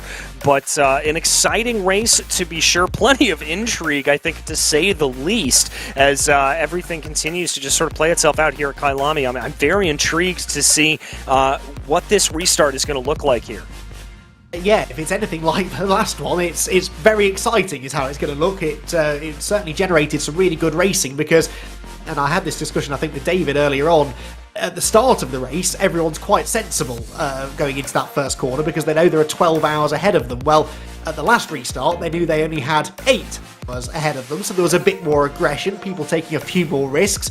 We now might have only 5.5 or 6 hours left on the clock, and we're going to bunch them all back together again. So I'm sure we will see some teams looking to take full advantage of that. and try and make their move into that first corner. But the Kyalami circuit then falling quiet temporarily here for the second time today in the SimGrid and VCO World Cup for 2022. This single event with $10,000 prize pool, as we've mentioned, an awful lot on the line here, and it's been a very entertaining race. This was the initial start of the race, and it was Williams Esports versus Vipperman Racing at the front of the grid, and right from the word go we had drama, because after a dominant performance yesterday in qualifying, Dara McCormack there, you can see him on the left, didn't get a great start. He was overtaken by the Vipperman Audi going towards the first couple of corners. Though he was able to fight back temporarily up the inside line, he outbraked himself, ran out wide, Vipperman got the switchback, and a few corners later it got even worse for McCormack as he was shuffled well and truly out of line there with a bit of a hip and shoulder going up into barbecue. He got 2 wheels on the dirt and dropped down into 4th place. It could have been worse though. He could have been involved in that collision. The number 149 Ferrari out of Yas Heat getting turned into the barriers. That triggered an enormous domino effect behind as cars in the darkness, of course, with low visibility, struggled to avoid each other, and a good 6 or 7 cars sustained damage. A couple of cars were out of the race immediately, but that Yas Heat car was not one of them. It was able to rejoin, albeit with lots of damage, and regain all of that lost ground to now be once again a contender for a podium place. It was contact that sent the number 40 Honda into the gravel trap. That team have had a few issues along the way. They also were involved in this little bit of contact with the number 28 Ferrari, the John Lacey Ferrari, the John Lacey Esports Academy Ferrari, tapped into a spin as they worked their way down through the S's. And another look at that here, the Ferrari once again getting involved in the thick of the action. It had lost a place through the preceding corner. The Honda saw the opportunity to dive up the inside, and then there was just a little bit of a squeeze as they came over the crest of the hill. Not really enough room left for the Honda on the inside, and the Ferrari was the one that went around. But DJ, having just said that in the early stages of the race it was all fairly calm and everyone was taking it easy, I'm now being reminded that wasn't entirely the case. Yeah, and obviously with the added darkness that was playing into the account of the first races there, we can see the moves getting sent down into the first corner. That Williams Esports machine, that was the move there for second as they are for the lead, I believe, as they continue to work their way around a little bit later on in the race. Watching the 22, that Rocket Sim Sports machine coming down there into the hairpin as everything fanned itself out. A little bit of a dive for the 878. That's the other SMP Racing Esports machine as they continued to go, trying to find what they were able to get going. Plenty of drivers, though, here finding themselves prone across the track, and more contact coming out of barbecue. That has really been the flashpoint here for the majority of the race. Unfortunately, was the end of the road for the number 22 car, which was taken out of contention as a result of that little bit of contact. So then, as the light started to grow slightly, many cars emerged from the darkness, carrying a reasonable amount of damage after some of those early skirmishes. But the racing was very intense, too intense almost for the visceral Aston Martin, which hit the curb coming through that really difficult right-hander at Cheetah, and was very lucky not to lose control or be rear-ended by the 911 Porsche, which is the only Porsche in the race, and it gained a position as a result of the mistake for the car ahead. And as you can see, it was really a fight for survival and a fight for trap position. If you lost momentum at any point in those early stages, you were likely to lose more than one position, and it was a real scrum into the braking zone. More contact was made, and again, lucky there not to have cars rotating, despite the fact that we had quite a bit of argy-bargy in the early stages, though. There were relatively few penalties to come about. We've had a handful of time penalties, but an awful lot of decisions from race control have been that incidents were simply racing incidents. That was a self-inflicted spin, though, for the 49 Audi, which would later find itself in even more trouble when it had a hardware failure just after the race restart, and Burst Esports, I believe, have now retired from the race. Thankfully, they emerged from that spin without too much damage. Then we had our first red flag after an hour of very interesting chatter between myself and David Christie. We were able to bring you some more racing, and immediately it was that number 49 Audi that found itself in strife. There was a collision ahead of it going through the first corner of the restart, and then as they made their way up the hill, the car suddenly snapped sideways. There had been contact, but that was caused by a hardware failure for the Burst Audi. Sent it into the side of another car and off into the barriers. They too are out of the race. But this race restart that we saw here, DJ, is probably pretty indicative of what we'll see when we go racing once more. Yeah, I certainly think so. I think you're going to see definitely a little bit of argy-bargy coming down into the first corner for sure. There you see the little bit of the spin around there for the BMW in the field. That Audi coming back on as we take a look here at the 47 machine, that being the Yardier community car, as they had to work their way forward. Another overhead view of that Audi getting pushed out a little bit wide, just the contact there through the back of the field. I think the biggest checkup point for these drivers is going down at a barbecue. As we moved a little bit farther on in the race, as you and David were talking about the rain coming and going, and seeing the Williams Esports machine, the 55, running wide, that giving the lead there to SMP Racing Esports. And that was really all she wrote there for the Ferrari, as they were able to start to get away there. Some good moves farther back in the field, though. The battles here that we saw, that 4-car train really working itself out. This was that big contact, and then the tap here from behind in the Ferrari.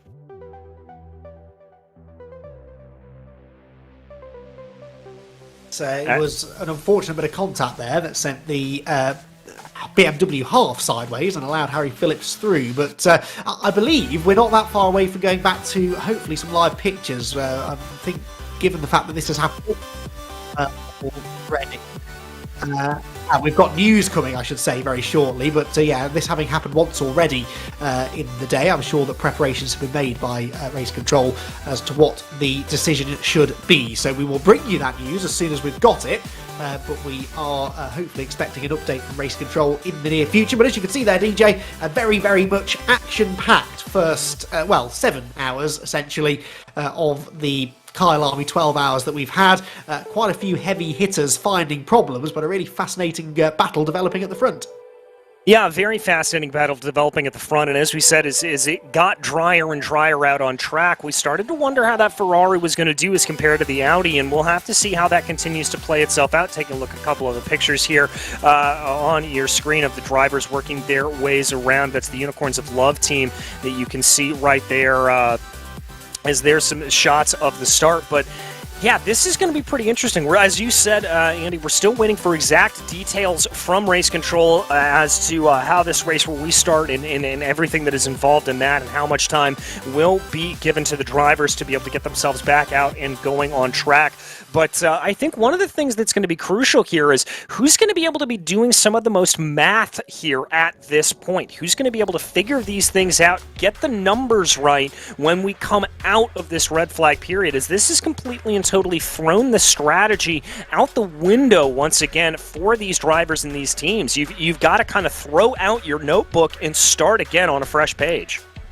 Yeah, exactly that. Because what we saw from the last red flag is that the clock does keep ticking. I know that Phil was asking in the YouTube chat whether that happens, and yes, the clock keeps running because we still want to be finishing the race at the time that we were supposed to be. And so this does change the strategy. You can't just pick up where you left off, and if we end up jumping back in with, say, 4.5 hours of racing remaining, then obviously with roughly 60-minute stints each time, that means that you've got then a shorter stint that you can take at some point, and that could really spice the strategy element of the race up as well. So yeah, this is a bit of a head scratcher for the teams who at the moment are in discussions with Race Control about what the plan of action is going to be. But hopefully we will get a restart, and when we do, it could be a very different race, because that is the one thing about these races, DJ, that is quite structured, isn't it? We have this, I think it's 65-minute maximum driver time, so you know that pit stops are going to come pretty much on the hour every hour. But if we go back racing with 4.5 or 4.25 hours left, that can change, and that actually gives the teams a bit more strategic freedom.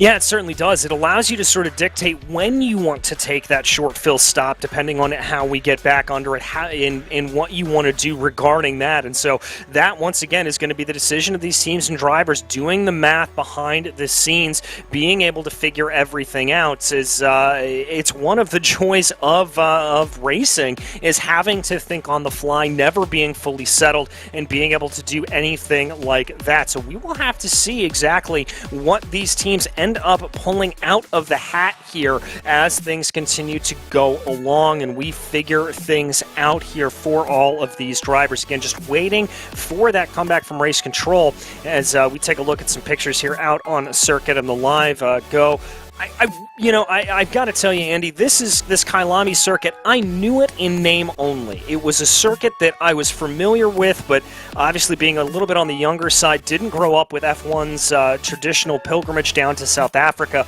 and it's very quickly, as a result of sim racing, become one of my favorite circuits on the calendar. I love the flow to it. I love the elevation change. It feels a little bit old school with the flair of new school. It's a special circuit. That's a really interesting point that you make, actually, the way that it's become better known over recent years, because that has been, I think, almost exclusively because of sim racing, and it's not even on a lot of sim racing platforms, really. Assetto Corsa Competizione is the biggest platform, I think, that Kyalami is available on, and from there it has really gained in popularity. It's gained a following not just amongst South African motorsport fans, but fans around the world, to the point that now there are many people calling for it to be included on the Formula One World Championship calendar. I mean, this is a circuit that had not been mentioned in that conversation for decades, and suddenly has really gained in popularity. And that's a really interesting insight, I think, into the power of sim racing, and it's a reason that I think lots of people in the real world motorsport industry have started to sit up and take more notice of sim racing, and it actually has an influence on the real sport without us really realising it. Yeah, it's very, very true. I mean, I think you're right that Kyalami really is the prime example of that, but how many other circuits have we seen that have gained in popularity as a result of being able to be used on a simulator, and people sort of go, you know what, this circuit is really kind of great.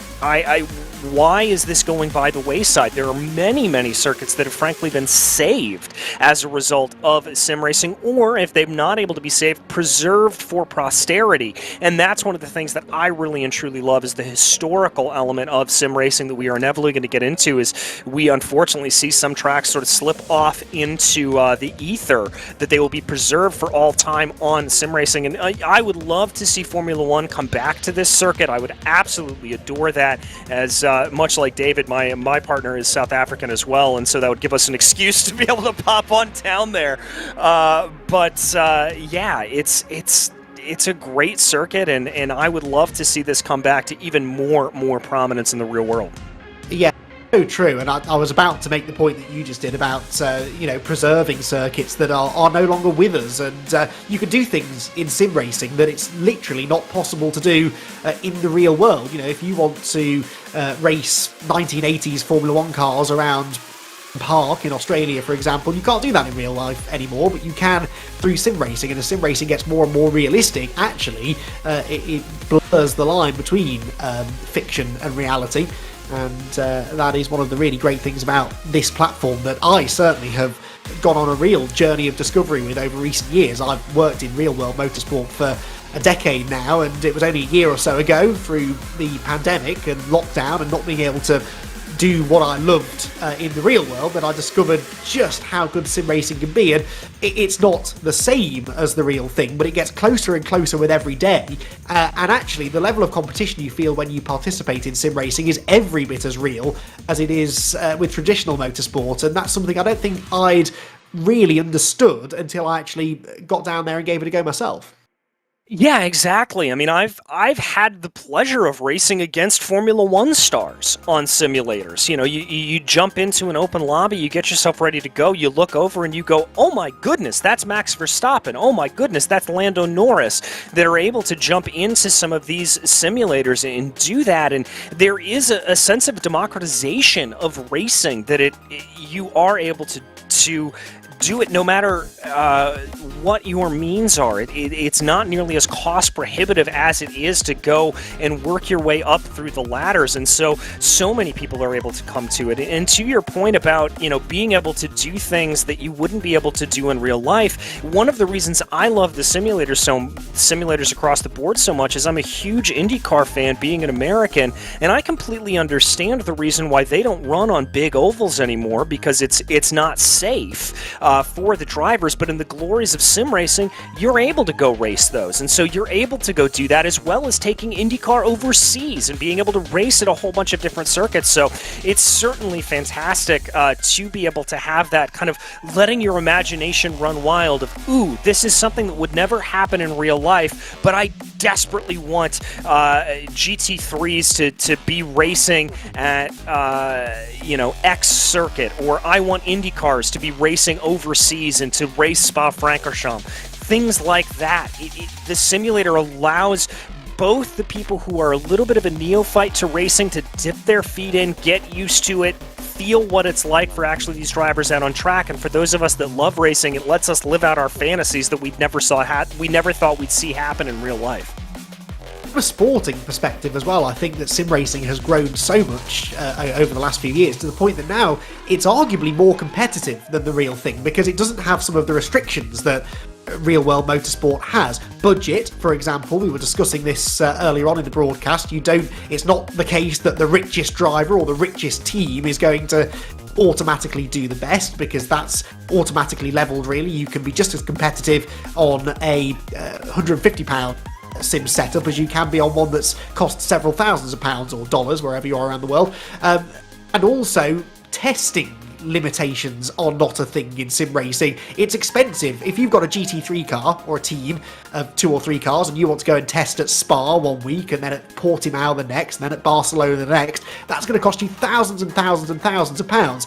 That's not an issue in sim racing, and so that's when we get situations like we've got with this World Cup, DJ, where in qualifying everybody was separated by virtually nothing. I mean, it was hundredths, thousandths of a second between each driver through qualifying, and that's because they're all able to put in an enormous amount of testing time, they're able to fine-tune their setup, and they're all able to find their sort of peak performance as a driver in a way that you just don't have the opportunity to do in traditional motorsports. No, you don't. And from a strictly driving perspective, you're not going to have the same feel as you are sitting in the car. There's going to be eccentricities on the circuit that develop over time, specifically if you keep coming back to racetracks that don't get a repave every year. Looking at the Indianapolis 500, the Indianapolis Motor Speedway, for example, that gets repaved every year and is always silky smooth. But you come to certain tracks like Kyalami, and over the winter the tarmac may change a little bit, and so that will be a little bit different for you as a driver driving in real life that you'll have to get used to, but you're able to learn the basic layout of the circuit as they work their way through. Okay, well, we are going to, I think, receive some from the organisers in a moment or two. In fact, we're getting that through now, and I think the decision has been made as to what's going to go on. I'm just going to go quiet for a few seconds, get the full story, and I'll be back to let